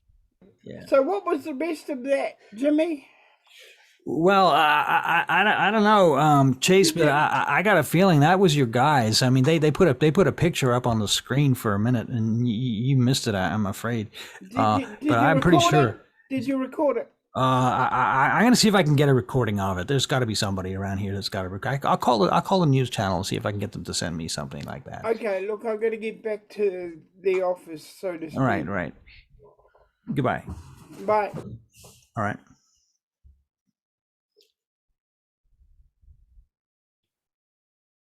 Muted.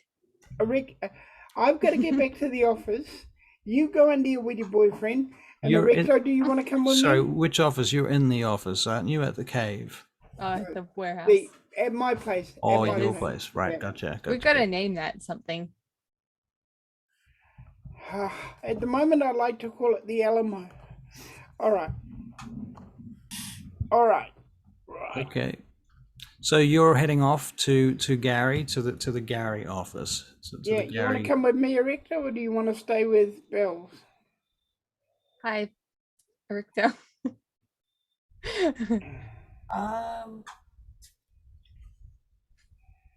Potential fighting? What do you want to do, Recto? I don't know if I'm any good for fight. Okay, it might not be a fight. Might not be a fight. I don't intend to go fighting. I never intend to go fighting, but then I get shot at. Yeah. What's Bells doing? I don't know. He hasn't invited me. He just assumes that I am going to run into the arms of my boyfriend. Right. Well, you've got your own brain. he would I'm sorry, but say- I have a 1 intelligence. My brain is questionable. I don't know. We should all go. Oh, okay. All I right, so will you're turn all around going. and say, are you going to go and deal with your boyfriend or do you want to come with me? You have a choice. I'll go with you. I'll make Okay. a call on the way. Okay. Okay. You're traveling. How are you traveling? What were we going to say? Helen's? My car. By car? Okay. You're taking your car. Do you want to take the car or do you want to ride on Better the we bike? take Chase's transportation because it's Gary and you know what happened to that car. Oh, right. Yeah. Good Keep call. yours safe. Okay. My transportation is a bike. Motorbike. Why do you have a Well, motorbike? do you have Vincenzi around here? Because he's got a police car. Sorry, a taxi. I Taxi. mean. All right. I will phone Vincent. No. That No. Yes. What? No. no, Yes or no? I'm not gonna phone Vincenzi because I've got him working on something at the moment. You girls can go in Erichto's car. I'll You're- go on. Do you want my If bike? she ends up like ruining her car, then you owe her a new one, Mr. Hamilton. I know, I feel superstitious about the car. Oh dear. Okay. So are you taking the car? I assume. Okay, A we lot of will. choice at this We We'll take will. public transport. We will stop off. We will stop off at my place before we go to this disastrous area and have a look. All right. Oh, Okay. you're going to go and have a look at the actual zone, are you? I'm thinking about it at the moment. At the moment, I'm one thing at a time. I'm on my way to my place to change over vehicles Mm-hmm. and to have a look. Hopefully, Jimmy's got a tape. You know, Right. Right. we must have videotape.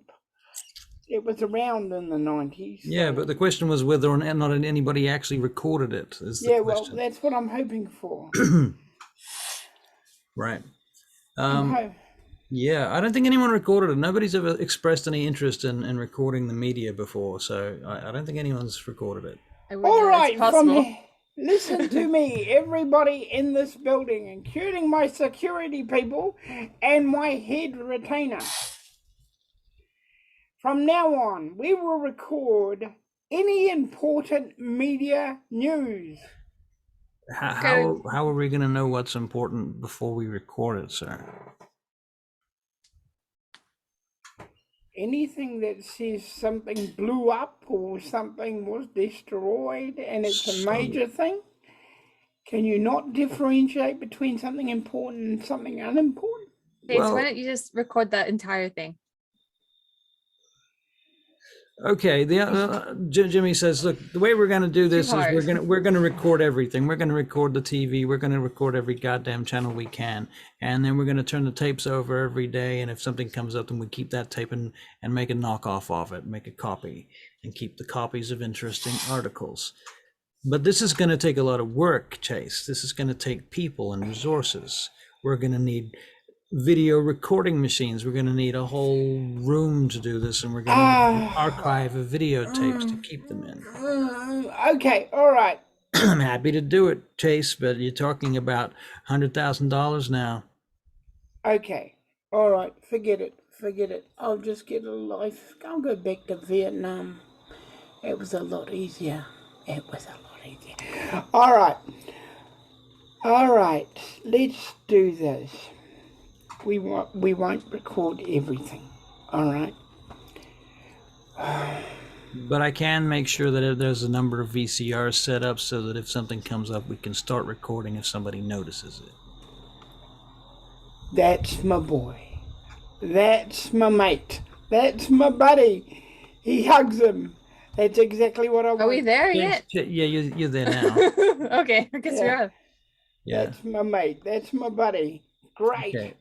And as you come in, Jimmy is extracting himself from Chase's arms. Okay, that's enough, Chase. That's enough. You gotta stop touching me now. Can I Okay. please make a call to Zora? Yep. Hello. Which are active. Hi, This is in Zora. the car. While yeah, you're yeah. driving. Okay. Yeah. Yep. Okay, so I thought maybe you could give me some like helpful meditations to get through a situation as reminiscent of my my embrace. The events of my embrace that I talked about years ago. Yeah, I mean, we can talk about all of that if you want to. You just want like something to deal with right now? Yeah. Just anything. Okay, out of game. I don't have anything prepared like that, but Helen Some might. meditation. And I'm gonna roll some dice for Zora to see how much good advice she's got Okay. to pull out of her ass. Well, there's a 1 and a 10, but that's okay because there's a 7 and 3 6s. Dang. So Good that's how job. good her advice is. A 7 Thank you. and 3 6s, 4 successes. Thank you so much. So if anyone can think of any particular bit of inspiring words, perhaps something that you would find on Facebook today without even trying, but in 1999, that level of inspiration just didn't come to you that way. No? We had to suffer back in our day. Okay, let's see. Little trite little happy sentences just didn't leap out like that. I thought I was an inspiration to your life. Oh, That's true. Well, you were the inspiration to my life, to be fair. and look what happened. Look what happened. Yeah. Zora successfully calms her down. All right. Zora Thank you. successfully calms her down. Thank you. You're welcome. You're welcome. Of course. What would I do without you? I don't know. You'd be poor, I think. Probably. And maybe you would have to live on the street or something. And maybe you finally have to learn that earth melt thing that you never want to learn. And you'll finally have to sleep in the ground because you won't be able to sleep here because, I don't know, I won't be around. Zora, I learned that a long time ago. Good. I'm glad. You finally learned that. You never told me. Oh, I'm sorry. I can also, what's the other one? I can do that, yeah. But I can also turn into animals. Okay. So anyway, you guys get to Chase's place, right? All right. Yep. Chase, they arrive. They come in. Sweet shithole. The work is all finished right now for the evening, and of course they will notice that there is a hulking great helicopter sitting in the temporary hangar that you've built.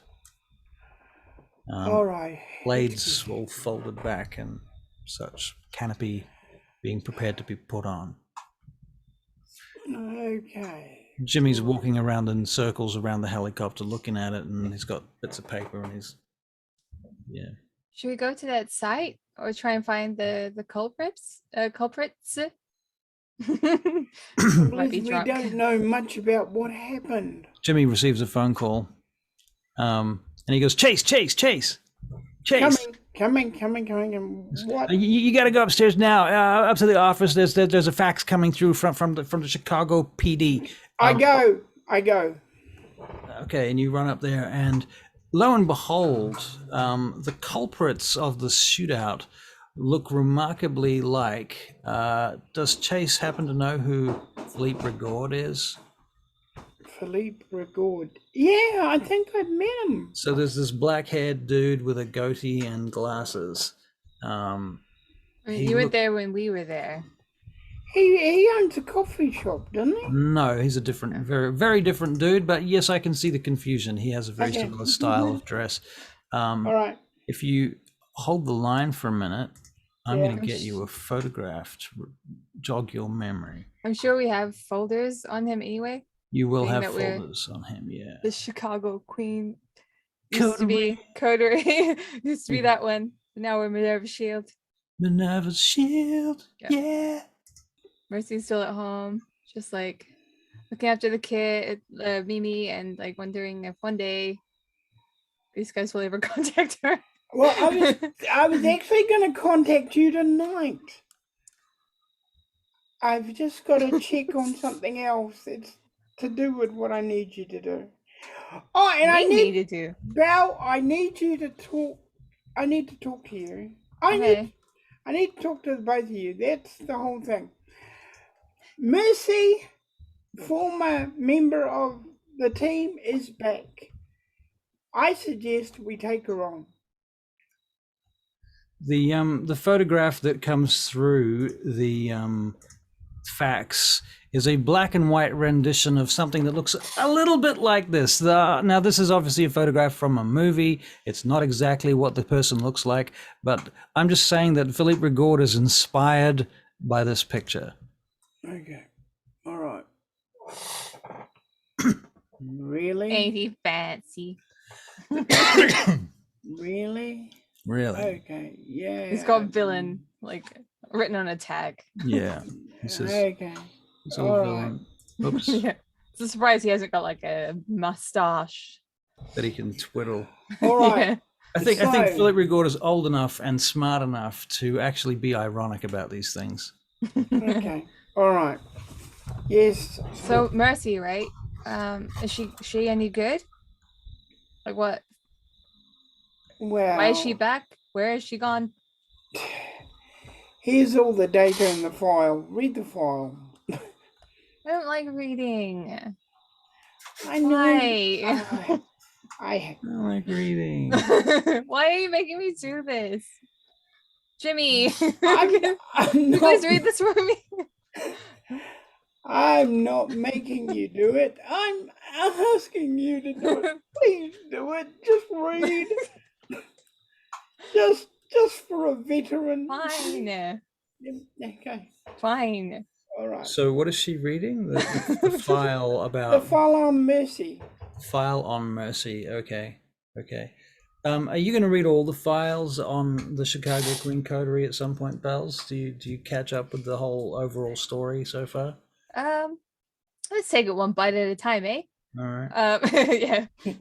Right. And I suppose Erichto is in a similar situation, catching up with the files, reading through the folders and files of what's been going down. Belle, concentrate on what you're doing. Don't look over at the window. But it's so nice outside. Just keep Snowy. reading. What you are aware of is that the picture that has just come through, that is a likeness of the person that was involved in the shootout tonight. It killed something like 15 cops or more. This individual is the same individual that was last seen walking Jin, who was the prince's latest childer, away in cuffs, basically, or maybe not in cuffs, but under guard, and never to be seen again. So this individual, is certainly capable of bad things. Shit. Why can't it ever be easy? Okay. All right. You two are still reading? Does the folder say what Mercy's derangement is? Out of game, what do you think? Do you think it would know what Mercy's derangement was? Does anyone know what Mercy's derangement is except Mercy? Oh, Jason does. Jason Obviously. does. I'm sure Wouldn't have told them. Maureen would. She wouldn't have told them. Um, No one would but trust yeah, either has of them anyone either way. has anyone sort of like Probed her, yeah. find out what her I derangement is. mean, I don't the- recall anyone Mr. particularly. Jugular went to her mind. Actually, Still 4 minutes of her life.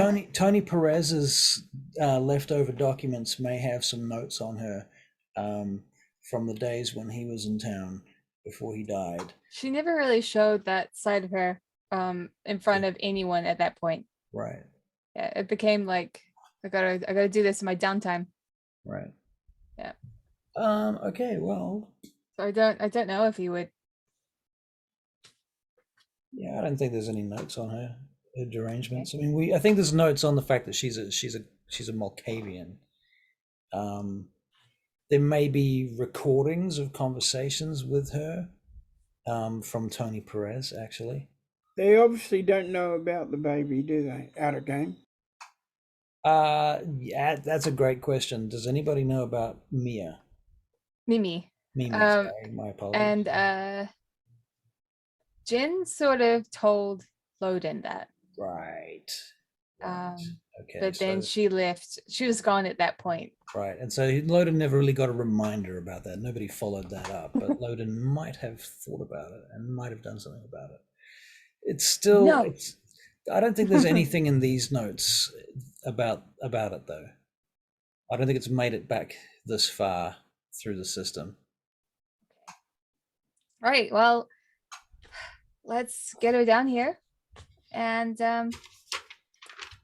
see if she's all good. You know, the Malkavian thing, like, should, I mean, I trust you, Chase. You can give her a chance. I would say we're giving you a chance, so why can't we give her a chance? Yeah. Oh, you. And Right. he laughs. So, Chase, you get another call. Why is everybody calling me? He says, Great question. hello. Your phone number is on the toilet wall of the Every rose garden. hello. One moment, please. I'd like to solicit your services.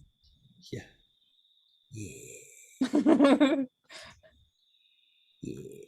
Okay. Okay. The phone calls. Good evening. This is Pam Lopez. I am calling you from. Is this Mr. Chase Hamilton? Yes, it is. Excuse me, Mr. Hamilton. I'm Pamela Lopez. I work for Secure Corp Help Desk. I'm Yes. calling on behalf of Secure Corp with some information I've been told that you would be requiring. This information comes from one Mr. Holt. Yes, You know who I'm speaking of? of course. All right, excellent. Thank you for confirming that. I will make you a secure contact. The information that we have about the blue subway attack this evening in Gary, we need to pass on to something you're calling Minerva's Shield. Is that you? Exactly, yes. Excellent. Okay, what we got here is that back in 1986 through to 1994, we got pictures. Did you see the photographs on the television this evening? That was one Monsieur Philippe Regaud. Is that how you say that? I was otherwise occupied. Okay, do you know the person I'm speaking of? Yes, I know the person you're speaking of. Excellent. He and one other individual with this photograph also portrayed on the news this evening. I don't know if you missed that or not, but in any case, they called themselves between 86 and 94. They came to Chicago 24 times under the names of Sally and Harry Grimm from Poland. Can Yeah. I please just nudge Chase and be like, cover the receiver thing. She's one of the Sabbat. Mm-hmm. Okay. From the people, the slave people. With the blood bags. Sorry. Okay, go. Okay, go. Let's get her. I mean, let's get her. Continue. Sorry. Who are you talking about, Charlie? Pam Lopez was one of the names that were mentioned, being a Sabbat member. Back when we had like a full party and we were in the Tremere's place.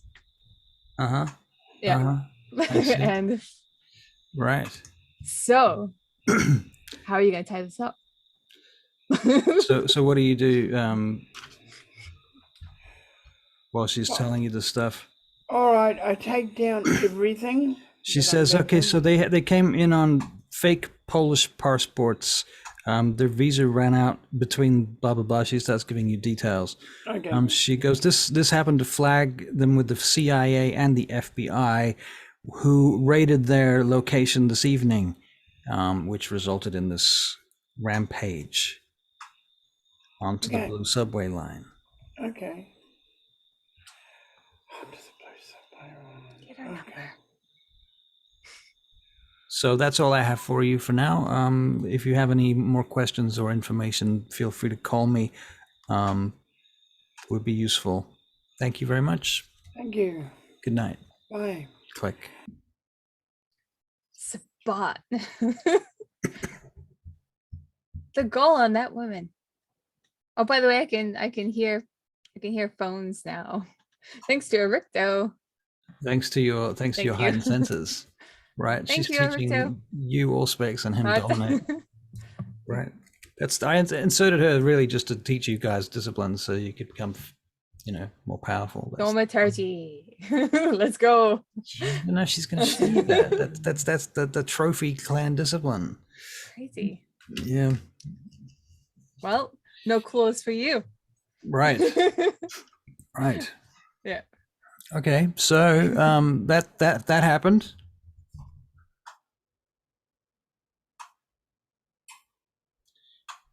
You can hear Jimmy screwing nuts and bolts into the helicopter in the background, and then he drops his spanner and it clangs on the floor, and he goes damn and shouts and hops up and down because it landed on his foot. Aw. Well, I'm gonna run over and then just give him healing energy. It's an incense. Not an incense, it's an essence. An essence. Yeah. Yeah. Okay. There you go. And because Be calm, be well. he's been learning lots of white light spirituality from Zora lately. He's going to try and absorb that healing energy with 2 successes, and he takes the blessings that you give him and absorbs it. Yeah, everyone is much better off for it. And Fun. I'm gonna go back now. right, so Sorry. Serious. all very serious. Can we get on with some business now? Right. Yeah, Yep. sure. What do you want to talk about, Chase? Jimmy, Yeah. go back to the helicopter. Okay, Chase. Thank you. Sure. All right. My foot hurts. My foot hurts. Okay. Healing energy. Healing energy. Okay, it goes back to doing the things and plugging the things and screwing the things. Is she ready to go yet? He yells out the 5 days, Chase. It's gonna be 5 days. I'm waiting for parts. Guess we're taking a vehicle of some sort. All right, we taking a vehicle. All right. Okay. Let's see what we've got here. We got that one. All right. So what are you taking out again? Okay, we'll just take a normal car. A normal car. Kaka. Yeah, okay. Are you taking Vincenzi's car then? No, I wouldn't touch his taxi with a 10-foot pole because he'd kill me in the process. Well, he could drive you. He'd be there, yeah. Vincenzi, Yeah. where are you? I'm here. Oh, What? right in front of me. I'm sorry. Okay, can we? Of course you can. Can you take us to this area, please? Sure. Okay. Oh, this is where that whole gunfight went on tonight. Did you hear about that? Yeah, I heard. Yeah, I heard there was a whole big thing. They killed a whole bunch of cops. Man, they're never gonna live that down. Believe me, those fuckers are gonna go to jail for a long time. I'm gonna grab a one of those bodysuit things, the bulletproof vest. Bulletproof vest. I'm gonna Yeah. give one to Vincenzi. All Put right. that on. And then I'm gonna go over to Whoa. Erichto. Here you go. Safety Okay, first. Okay, so you're wearing SWAT team shit. Yeah, Okay. yeah. If I could bubble wrap you anymore, Erichto, I would. I really would. Okay. And thusly you travel. Before you go, Vincenzi goes, Chase, Yeah. we need a SWAT truck. I need a SWAT what? Truck. Where would you suggest I get a SWAT truck from? Leave it to me. Okay, I'll leave it to you. I need some money. I'll send you a bill when I'm done. Send me a bill. Everybody's sending me a bill. Yeah, okay. I know a guy. Yeah, okay. Are we All right. are we getting in contact with Mercy? Yeah, well, I I don't know her Genty's number. driving. You guys are in the front, All left, right. and back. Hit me. I could be real mean and say, here's your number, you get in touch with him. But you can do it. All Okay, right. sweet. Thank you. I'm All right. assuming the boys are in the front, the girls are in the back. Oh Yeah. yeah. Thank you. I sent a text to Mercy being like, "Hey, this is Belladonna from the Chicago. Nope, back from Minerva's Shield. That used to be the Chicago Queen Coterie. We're gonna meet at this location to solve a Sabbat issue. Would you like to join it? No, you should definitely join us. Right. Looking forward to meeting you." Okay. Okay. So, Mercy, you get a text message from yourself, from your other self. All right, Willa. Willa, Yeah.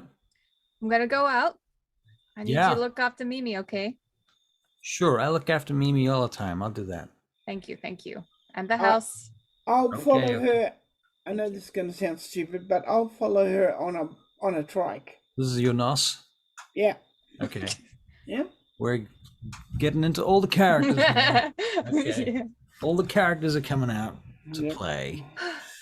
All right. Very good. So In my mirror, in my car mirror, I'm like, Rodriguez, would you like to come out and play? I'm gonna go kill some of your men. Oh, you're gonna love this. Got a brand new fancy knife set just for the occasion. So Mercy, where are you at this very second while you're saying these things? In my car. You're in your car. Yeah. Rodriguez leans over from the back seat and he goes, "You're gonna kill some of our people, huh?" Yeah. Really? Yeah. It's gonna be so much fun. You are out of your fucking mind, Mercy. You know that. I do. I keep getting told that, the more people start to tell you that, the more you believe it. But you just gotta roll with the punches. Roll with the punches. Yeah. This How might was be- Aspen? Did you get some skiing done? I stayed away for a while. Why? It would have been fun for you. Actually, hang on. This is Rodriguez. Yeah. Let me get into character for Rodriguez. Okay.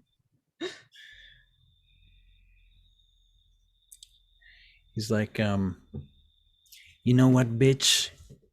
They're gonna fuck you up. You are gonna fucking pay for what you have done. Oh no. You killed her. You killed my girl. I'm gonna make you pay. Didn't kill your girl, but I will. You think so? Yeah. Huh. I want to eat her too, so you've got someone to hang out with. You guys could be a romantic couple. I'm a huge advocate for love. Can you make a willpower Halloween. Oh, no, not Halloween.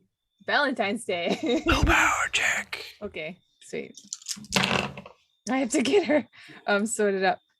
Hold on. Yeah, you. Okay. Okay. I'm just gonna roll him. All right. Oh, you are cocked, buddy. Nope, nothing this time. Oh my god. Mercy, suddenly you spin the wheel and the car slams into the median barrier, spinning around, sending smoke and shit into the air as the car screeches in a circle on the freeway. The car behind you hits you. You're facing the other way now. You take 4 points of non-aggravated damage as your car is crunched in from behind. 3 other cars hit each other in the process after that. And Rodriguez laughs. You're a piece of shit. That wasn't cool. I hurt myself and now I gotta heal myself, which I do. He It's been the continues time to heal laughing myself. until he kind of fades away into the smoke.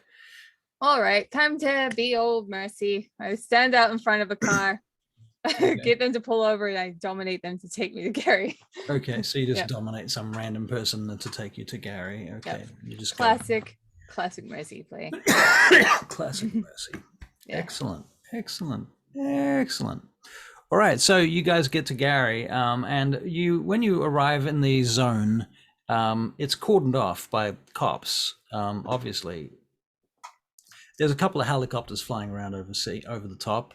Media is one of them. Police is the other one. There's some ambulances, but actually they're closing the scene down at this point. If they're good at anything around here, it's processing crime scenes, and they're doing it relatively quickly at this point. Now that everybody's dead, so yeah, a bunch of cops. How many? 10 plus 6, so 16 cops from the Gary PD, gunned down in cold blood. And by this point, you're getting a message from Jimmy back at the location to say he's recorded the repeat of the news. You know how they play the news cycle more than once? He's recorded the news cycle now, and they've got more of the footage. And clearly, well, let's not say clearly because it's 1999 and it's video footage from a long distance, but you see who you believe to be Philippe Regaud and Wendy Wade in a gun battle on the street with cops with M16s or something to that extent, shooting up and down the street with a barricaded behind cars. And at one point, the commentator is just like, and oh my God, did you see this? He picks up the car and shifts it from one side of the street to the other to use as a barricade, flipping it onto its side. Amazing, a human feat you'd never seen before. And this is being made a big deal of, and they play it in slow motion, and it's like a fucking massive break to the Masquerade right there on the news. Where are the cameras? The camera in this particular case, there's a street camera, like a security camera up on a wall above a shop. Right. Okay. Yep. There's a But the camera media camera? Yep, there's media cameras. Yep, from a helicopter. Well, I'm gonna just get out my clothes and walk around, plucking the wires as I go past. Plucking wires. Okay. Well, yeah. I mean, at this point, it's all a bit late. The whole thing has happened, and it's gone down, and now it's But the hours less after eyes the, on us, after the the incident. better. Right. Right. Making sure nobody's actually watching you here, is that's what you're trying to achieve. Yep. Okay. Can you make a wits and security check, please? Sure. And who am I talking to right now? This is Belladonna. This is Belladonna. Can't see.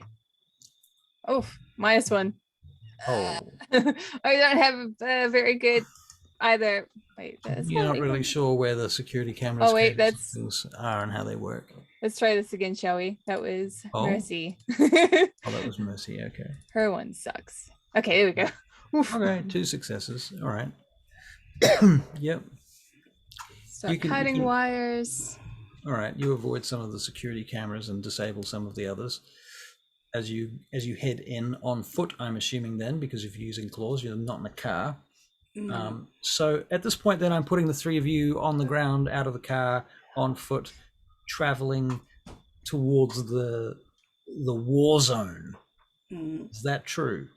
Yep. Yeah. Okay.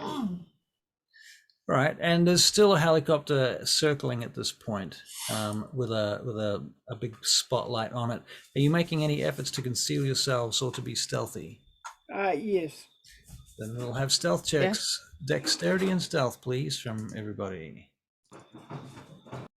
4 for Belladonna. While she's going around and killing the cabs. Right. Very good, Bella. You are well stealthed. Thank you. What did you get, Erichto? 2. I'll be right back. Not too bad. Not too bad. And Chase gets 4. Nice. Okay, so between the group, you do pretty well. I may use this moment to go to the bathroom. Take a minute or 2 for yourselves if you want.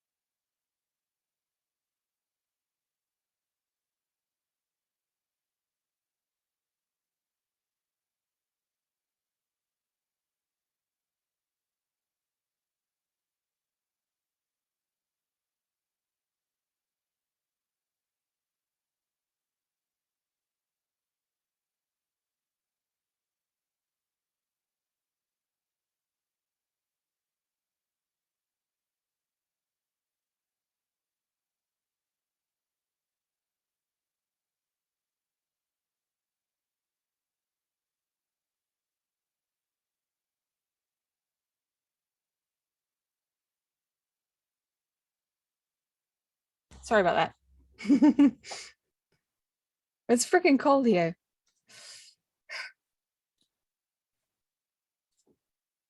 Can't hear you.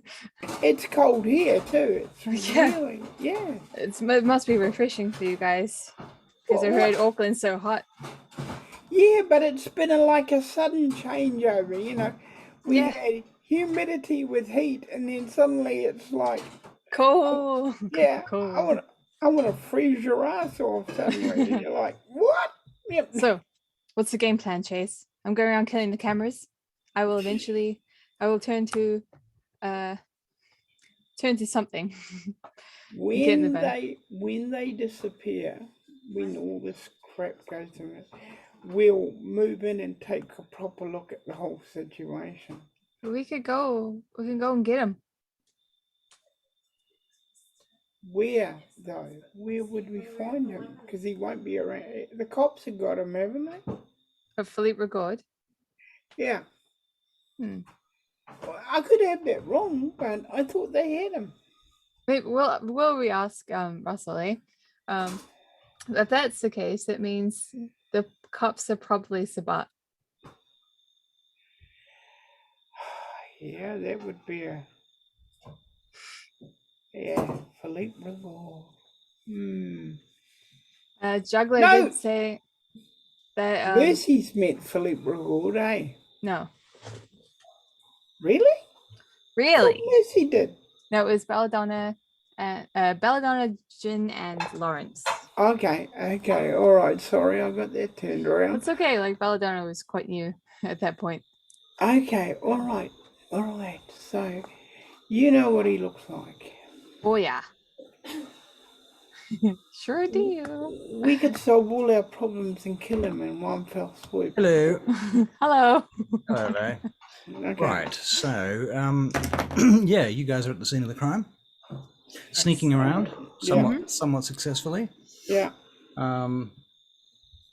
Could you repeat to us what Philippe and was it Eric? No, Wendy Wade. Wendy what were Wade. they up to? Sorry. Okay, so the general gist of this is that the information that you collect, and once you collate it, this is what you think basically happened.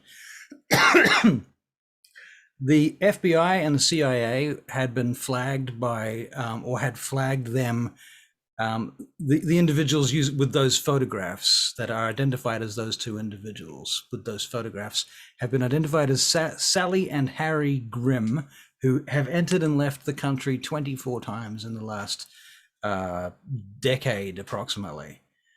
They've been to and from Chicago on many trips using those names and using those photographs.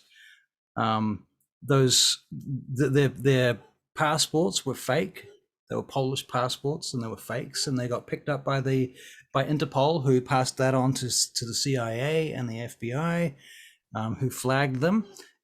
They figured out where their residences were supposed to be based on their passports, which is hilarious, and they raided them. Right. And having been raided, they fought back and went on this rampage to escape.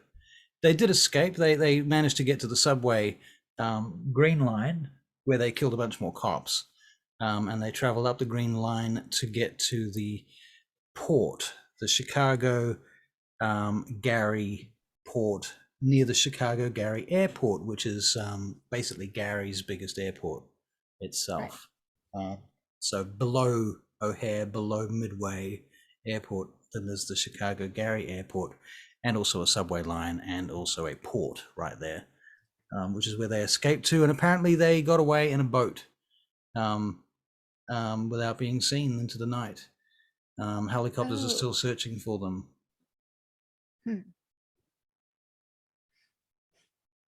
Okay, is that quite far? It's a long way. I mean, it's a journey of about 10 miles that they must have done. Okay. From beginning to end. Over that course. What are you gonna do, Chase? When you get there, Vincenzi introduces you to this black cop, Let's see. The list of cops. Cops. Where are my cops? This is Michael Calzo. Sergeant Michael Calzo. And Sergeant Michael Calzo takes you on a tour of the subway line, if you wish. And with Vincenzi's kind of connections and what have you, you managed to dominate your way down there, I'm going to assume. Yes. And you follow the trail of bodies and you look around, and you are able to discern all of these people were shot with the same couple of weapons, using the same type of ammunition, cycling between normal standard bullets and tracer rounds. So you know there was a bit of that. There was a few grenades thrown into the subject once or twice here and there. A couple of fragmentations that took out the corners of buildings and things in places along the way.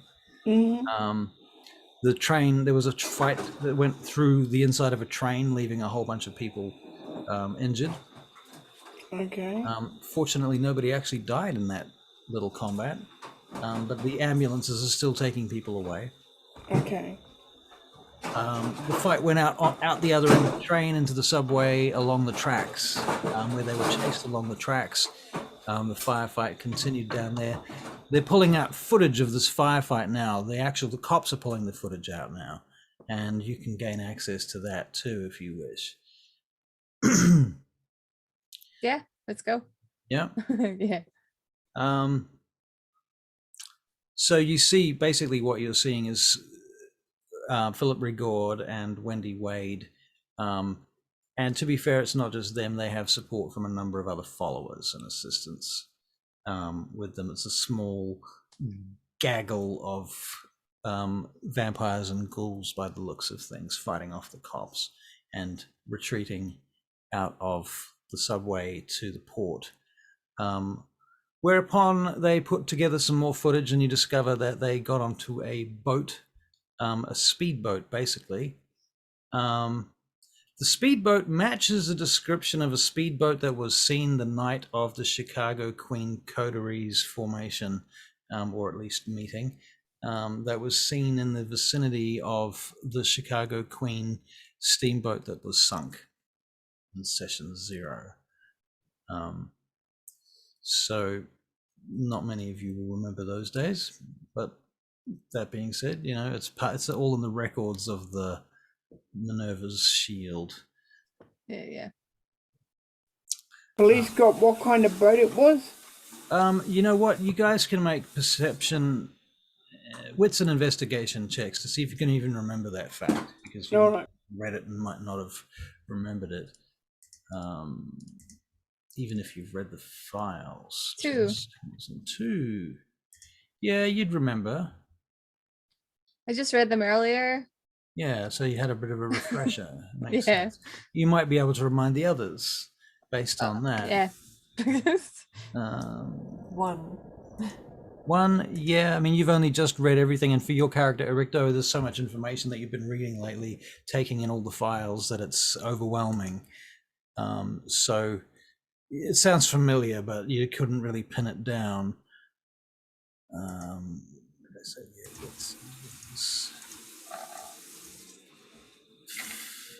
Chase, you roll 3 successes. Yeah, you recall the boat in the file, Chase. You remember things about vehicles. They something about vehicles. You remember things about that. Okay. And so you recall the boat that was mentioned, seen in the vicinity, didn't have a license at the time, and was seen speeding out of the zone, was chased by Harbor Patrol, but they got away.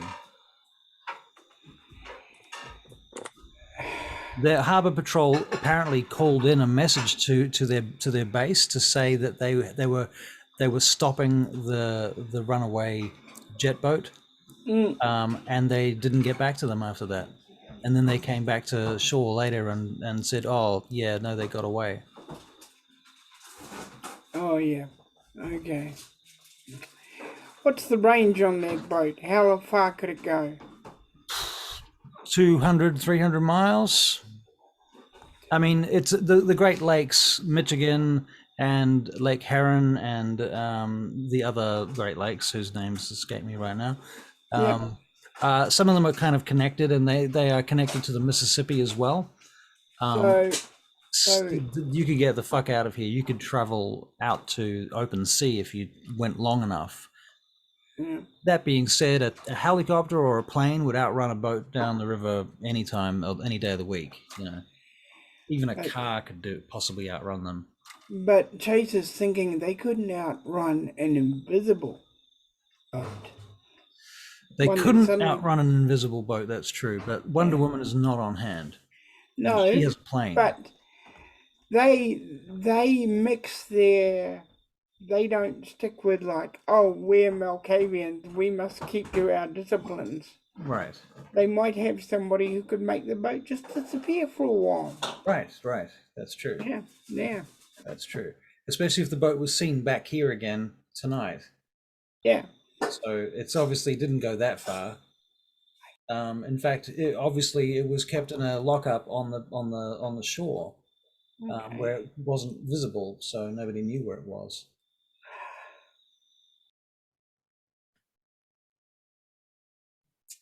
You currently, in fact, we can say that you are standing on the shore where the boat was taken from. This is as far as they were able to trace them. This point, this is where the boat was.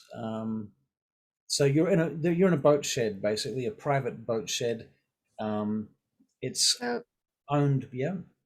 So, like those with Auspex, I know that they can touch items and sort of get their auras from them. Can any of you do it? It's something that I've been wanting to do, but gangrel. Things take time. But Right.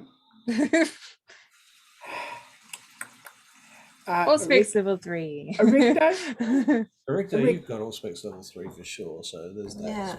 spirit touch. I think I have Auspex level 4, in fact. Oof. You do. Don't give that away. All She right. tells everyone. Off you go. On that subject, Erichto, you can, because like we'll be straight up, you have telepathy, and you can read surface thoughts without anybody. Actually, does that work the same? Well, maybe I'm thinking of D&D. You can read surface thoughts in D&D without having to make saving throws. That's what I'm thinking of. Yeah.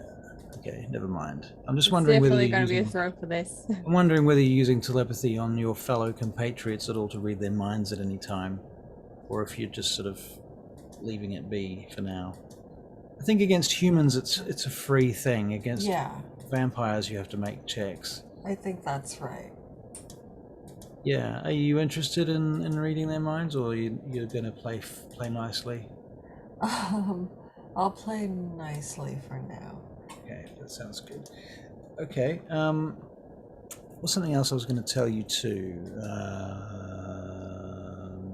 The boat shed is owned by a trust fund that belongs to a fishing corporation or fishing union, actually. Is this a red herring?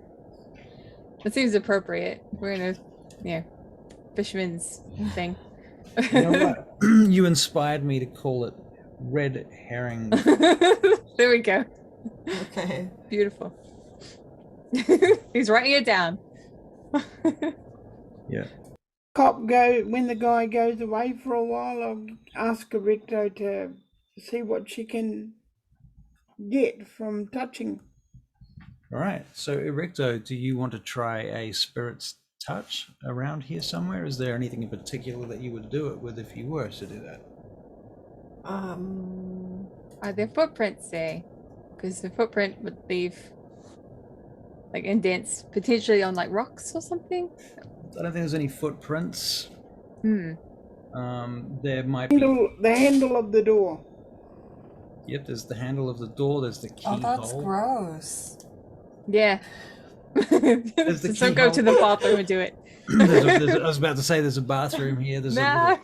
There's a little kitchenette in the corner here.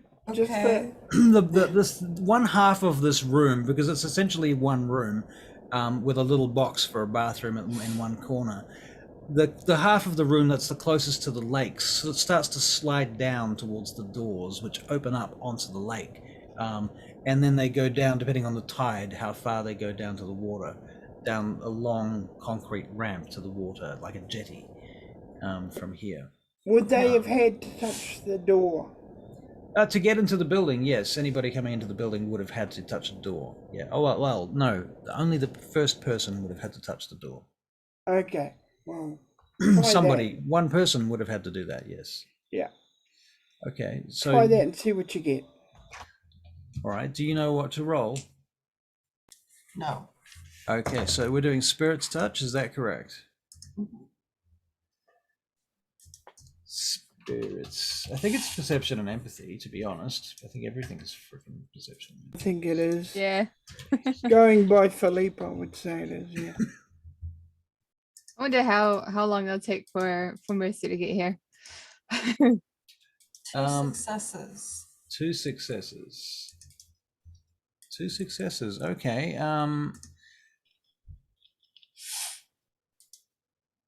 Right. You see Philippe Regaud and Wendy Wade come in through this door. Like for a moment you're in his mind almost, like you're seeing things over his shoulder like a film. And slung over her shoulder when she comes into the room and she starts to prepare the boat, she throws back the tarpaulin that's over the boat, and over her shoulder she takes this big circular tube thing, this black long tube. It's got a strap, and puts it into the back of the boat. And she begins to climb in, and as she does that, you see that it's got a symbol on it that's tells you that it's very hazardous and do not stand behind the operator. Huh. They open up the doors to the thing and the jet boat leaves. That's the entirety of the vision. Okay. Am I able to read? Oh, I'll add. Sorry, can I add a couple more things? They're covered in blood, and they're the only survivors. All of the ghouls and others that were with them are all gone at this point. Sorry, you were about to ask me a question. Can I relay this to the others? Yes. Yes, you can. Would you like to play it out? No.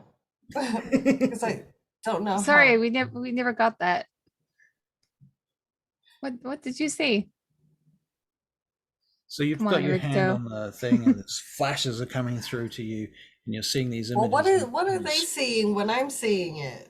Well, You they see see nothing. right. Well, they see you holding Okay. the door, and you're sort of standing there In a trance. in a trance, and you kind of reel away for a moment and look back at them after a good 30 seconds, and you say you want to relay it. So at that point, you just start talking, I assume, and explain it to them. Yeah. So you're like, okay, I saw this Can woman, and she. Does it happen at the same time? Like, do I recall it as I'm seeing it? You can if you want to. Yeah, you can. That do makes sense to me. Yeah, sure, that makes sense. Okay, cool. All right, so you relay the information to these guys. Yeah. Done. Good job. Hazardous. Maybe we need to go and have a chat to the cops. See if anything was missing that was hazardous. Like a bomb or something. Please, no bombs. Erichto, can you make a wits and investigation? Do we have investigation? Check. Yeah. Did she tell us there was a symbol on it? Yes. Zero. Yes. Can Zero you- successes, zero. Yeah. Okay. Can you draw well, it? Barry, yeah. So you say, can you draw it? Is that what Yeah. you said? Yeah. Okay. Can you Does draw it? she draws it out? I assume she draws it out on a piece of paper or something, or on the dust on the window. You could sneeze it on our faces. Yeah. Sorry. Okay. Clearly, Barry, it's you think it's some sort of explosives from what you can see, Barry. It says she also told you that it says on the thing, danger, do not stand behind the operator. Definitely explosives. God damn it. She's also told you that it's a tubular object, you know, yay long. So it could be put into a missile or something? Could well be a missile or something. Could well be a missile or something. Oh, She was able to carry it. Yeah, missiles, some are small. She could have potence or something. Looks like the sort of missile might be big enough to take out, you know, like a steamboat or something. It'd take out a steamboat. God damn it. It'd take out a steamboat. Or you know, a little piece of the CS Tower. You know? Yeah, we should probably tell like the prince's men to be on alert. Yeah. Right. We should tell the cops too. Yeah. All right. How would I do that? Okay. I gotta be a bit more get up and go. I don't know. Is Vincenzi still here?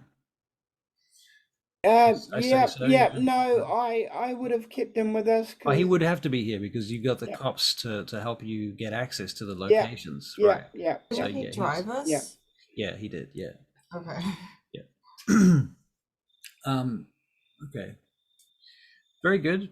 So the Red Herring fishing board's little jetty is now abandoned, but you have some idea. The one thing I can say also, Recto, how many successes did you get? It was 2 successes, wasn't it? My latest one was 0. Oh yeah, I mean for your spirits touch check. How do I find out? Don't worry about it. I remember it was 2. Okay. Otherwise, just scroll back through the thing. It doesn't actually tell you what they were for. You'd have to remember anyway which one was which. Okay. Unlike D&D Beyond, which does tell you what's what. But anyway. Okay. Erichto, you also noticed that when they headed off on the boat, they headed to their right. Okay. On the jet boat. Does that mean anything to my character? They headed south. They headed south. What is south? Gary. More Gary. Yeah. Okay. Hang on. They more and Gary. Indiana. and the bottom of the lake. And then it starts to go back up north again. The shoreline. Okay, I will suggest if you looked at a map of this area, you'll see that the Great Lakes are just dotted with settlements and cities along the edges all the way around them, and you could literally get on a boat and go all the way around the edges of the entire series of Great Lakes, and there's hundreds and hundreds of towns and cities that you could potentially go to. Anywhere they could hide in that lot. It's like looking for a needle in a haystack. Exactly like that. Almost exactly like that. Okay, well, we've got some information that the news didn't have, so okay. Yep. Okay, all right. All right, so Vincenzi makes sure that he gets the photographer. He pays the photographer to get you a copy of all of the crime photos. What they do in a real thing, we'll put it up on a board and have a look at it, and you know. So you're gonna make a murder board in your. Yeah. Alan's shaking her head. Excellent. Okay, so you've put up your murder board in the offices back at the base. All right. So on our way back, do we bump into Mercy, or is she just? Oh right, Mercy. Okay, so Mercy's on her way here. Right. I'm sorry. That's okay. Yeah, okay, so Mercy's probably. And I'm following right behind. She'd be fucked up. I'm sorry. What was that? She might get lost on the way because she's later than the others, and whoever it is that's going to direct her to where the other players are, where the other characters are, is I don't know who's going to do that. Well, you can do it by phone calls, I suppose. When you get It's there. like, Mercy says to Belladonna, where are you guys? Belladonna's like, oh, we've gone back to Chase's. It's at this location. I'm sorry. Should have mentioned to you. Sorry. Right. So when Mercy's Mercy's like, oh, for fuck's sake. she's going to be pissed. Right. So what are you guys doing at Chase's when Mercy arrives? It's not eating popcorn. I'm gonna Putting wait up, at the door. oh, Or is she there before you arrive? Waiting for them. Yes. Yes. All right, Mercy's there when you get there then, and she's sitting outside your the location. And there's a couple of security guards on the other side of the fence. Mercy, have you tried to talk your way in yet, or are you just gonna wait till they let you in? Or Yeah, I'll try and talk my way in. When you have dominate, you might as well use it. Okay. Sweet. Give us a dominate check, please. Mesmerize. Mesmerize. Let me in. Manipulation. I think And you're gonna have to mesmerize about 4 people to get yourself all the way in. okay. Leadership, man. And So make your first check. so 1 for that. Did I even roll? Oh, wait, no, that is hers. Okay. Let's see if she has any. Yeah. Okay, sweet. So it was just 1 for that one. All right, and 1 success is kind of minimal, isn't it? It's obviously not going to be an amazing. I need to get better at this too. 2 for that one. This is mesmerize you're using. 2 for that one. Yep. Manipulation, leadership. And 3 for that one. Okay. Okay. Let me in. They in. They let you in. They actually do let you in, and Thank by you. the time the others get there, Chase, you pull up in the vehicles, and Jimmy's like, "There's somebody here. There's a woman here. I don't know who she is, but she just got everyone to let her in." Hi. Wait, who are you? Your faces are weird. Who are you talking to? To Jimmy. Oh, sorry. Hi. Wait, who are you? Pointing to Chase. Pointing to Chase now. I'm the man whose haven you're in. Oh, okay. Well, it's a pleasure. My name is Mercy Adams. Mercy is like average woman height, quite pale. She has curly brown hair. She has dark brown eyes. She's got like a burgundy blouse that tucks into a very like tight pencil skirt. And then she's got red like stiletto heels and a red lipstick. She looks very pretty. So because she's had a lot of work on herself done. Right. Yeah.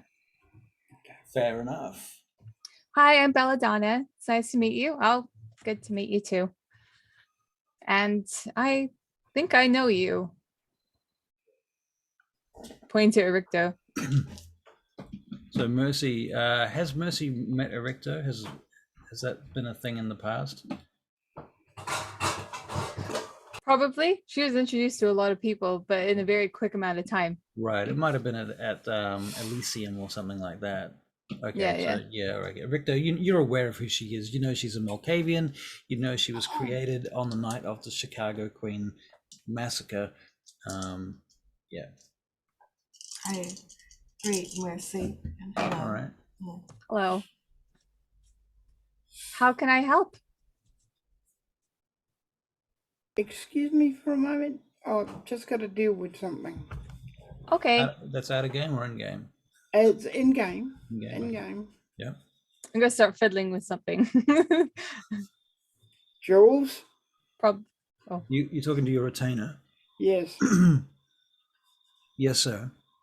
How did she get in?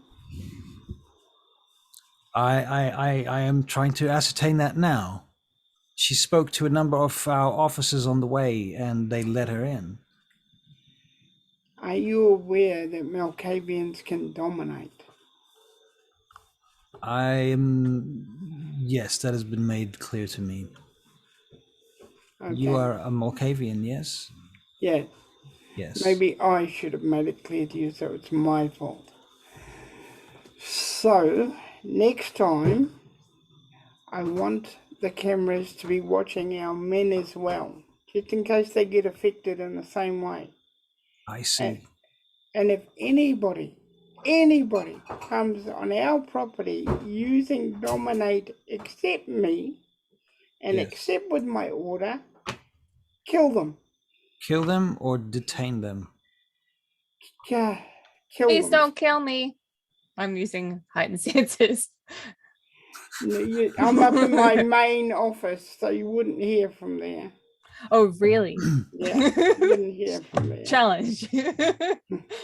May I offer a word of suggestion, Chase? Yes. If I may call you that, Mr. Hamilton. She Yeah. says, Julia. She says, when I was working for Vincent, rest his soul,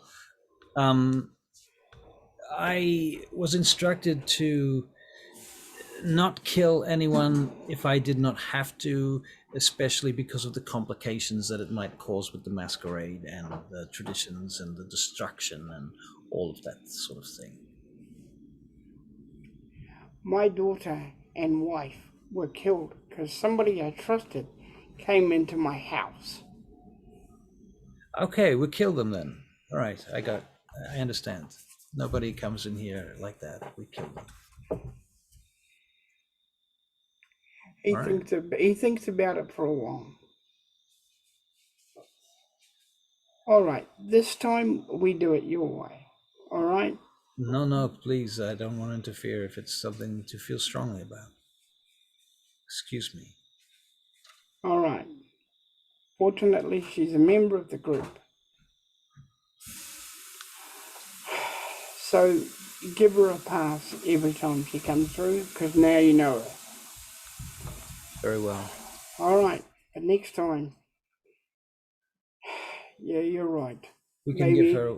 You should probably warn her though and tell her that this is your domain.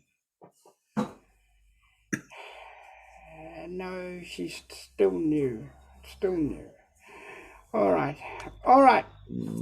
Okay, but you know, my experience is if you let these things fester, it's going to get worse. He's actually partly angry, but not partly angry. The past is coming in on him. Right. And that's why he's having trouble with it, because the past is like bombing him now. Right. Okay. Let me have time to think straight and we'll discuss it more some other time. Very well. Okay. Not your fault, mine. Very well. Back in the main room. Erichto, what are you doing?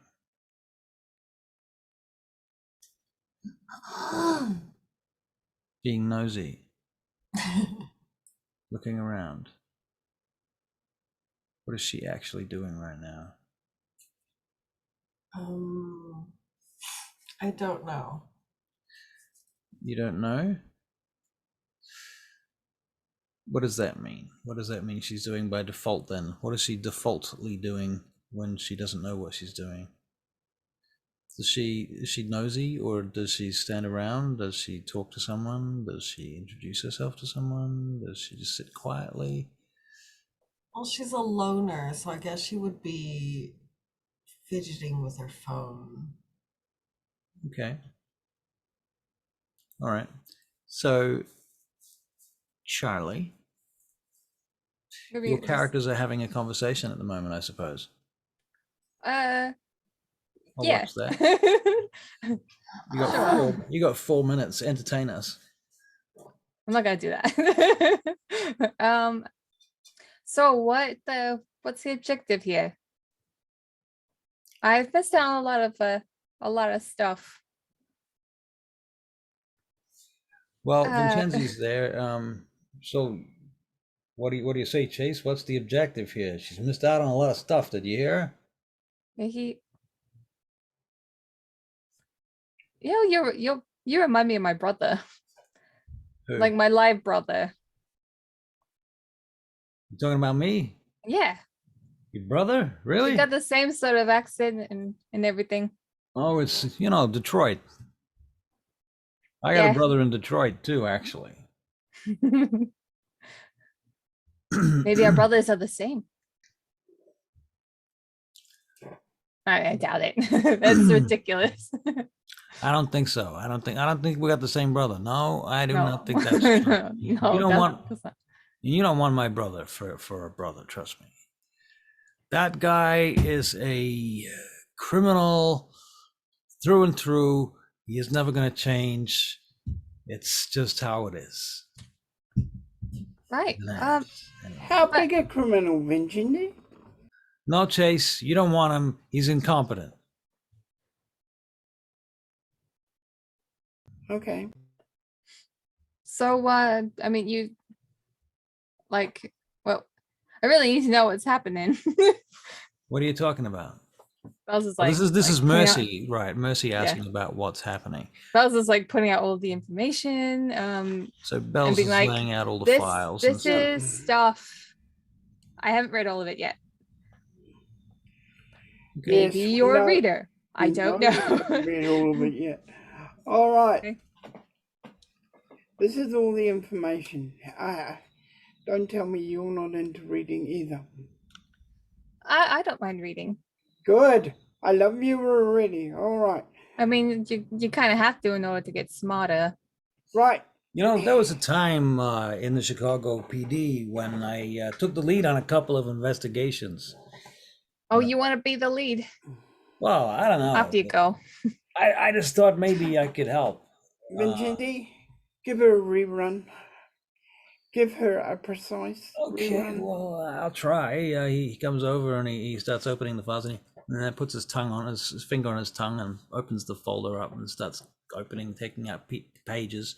So what we got here? Okay, so the main thing is we're after this bunch of people. They call themselves the Sabbat. You're aware of that, I presume. Yeah, they So they the main, had yeah. shush. They had blown up the barge thing. Right. The Chicago Queen. And you were on that boat. Yeah. That's Okay. how I became a ghoul and then died. You died? Oh yeah, that's how you become a vampire. And then I died, but I lived. Okay.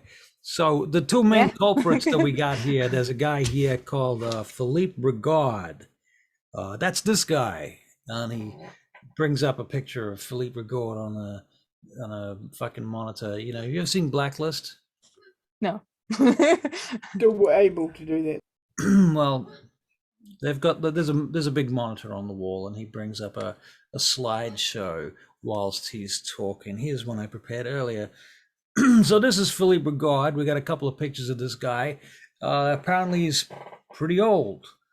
Now these guys, this is his girlfriend, Wendy Wade. I don't know what their relationship is or how far back it goes or nothing like that. But the two of these guys are the Sabbat infiltrators that we're after. They're running the show. That's what I got here, right? Tell me if I get anything wrong, because I'm just trying to fill in the blanks based on what's in these notes. You got it so far. Okay. Wendy Wade seemed pretty happy to see me. It was seems weird. Happy to see you. What are you talking about? Like, when was this? Oh, we Lawrence, Jen and I went and visited. Yeah. And I was going up and she was up to the 11th floor or something, and she was very interested in me. Okay. Called me pretty. Or Well, something maybe you along got a way in there or something. Maybe you can use that to your advantage or something. Or maybe she was just making small talk. Who knows? Yeah, who knows? What do you think? I think she was just curious. I think she was just curious about us. Okay, so look, the CIA and the FBI, they've got these guys flagged under the name Sally and Harry Grimm. Right. Sally and Harry. When Sally met Harry. Oh my God, the movie. Cheap bastard. Okay. God, that's so embarrassing. What else we got on these guys? So we got a location. This is he brings up a location of the hotel, the Drake, I think it was, that you guys went to. And there's a bunch of photographs of that and the photographs of the Drake after you exited it, after the various gunfights that occurred, and things. There were gunfights there, weren't there? I think. Or maybe not. No, it Just was sneaking around. yeah. It was They a just meet- like released us Right. Yeah. They just let you go. to didn't hunt they? us. Yeah, Yeah. that's right. Yeah. But it is I who is a hunter. Dun, dun, dun. Yeah. Okay. Yeah, so that's the gist of it. What else have you guys got? So there's the information about the actual Chicago Queen Coterie attack, which was said to be some sort of missile fired from a jet boat. So going back through the notes, this makes a lot of sense. And now you've been to the location of where that jet boat left from. What else would be in the notes? There's a bunch of stuff about Tony Perez and your initial investigations in Gary and Juggler, and a lot of it seems to be, you're starting to think that a lot of that might have been a sideshow. Okay, so Tony Perez is a piece of shit. He sucked. I'm glad he's dead now. Mr. Jugular, I can't stand him either. He took 4 minutes away from me, and I want him back. Do lots of things in 4 minutes. When you say he took 4 minutes, He basically did the whole mind probing thing, erased my memory of about 4 minutes. But I got him because I'm clever. I had like a necklace on me. I mean, I realized the clock behind him had shifted. I held my necklace and I did spirit's touch. Busted. Got you, Mr. Jugular. In your face. clever Mercy's girl. so cool. Clever girl. All right. That's what they call me. That's what they call her. Mm. All right, guys. Till next time. Till next time. Homework, though. Oh yes. What shall we do homework wise? Homework. I had some thoughts about that.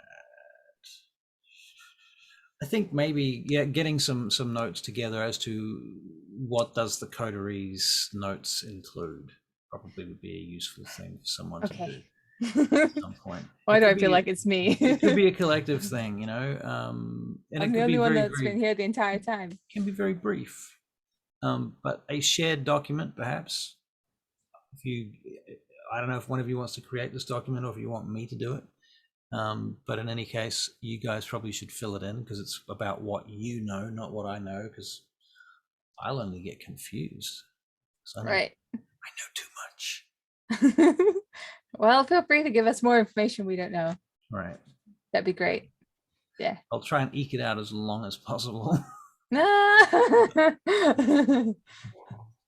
Right. Okay. And there you go. Thank you for having me. My other character was watching on the outside. Of course he Yes. was. Of course it was. I was gonna get Mercy to just like look out the window and go back in. Actually, where was that last whole meeting conversation? That was at Chase's? Yeah. Okay, so the Nosferatu are now aware of that location. Yes. That's what we know. Busted. Okay. Yeah. Here you go. Right. Okay, cool. I'll see you all next time. Okay. Have a good night. Goodbye. See you. Bye. Bye-bye.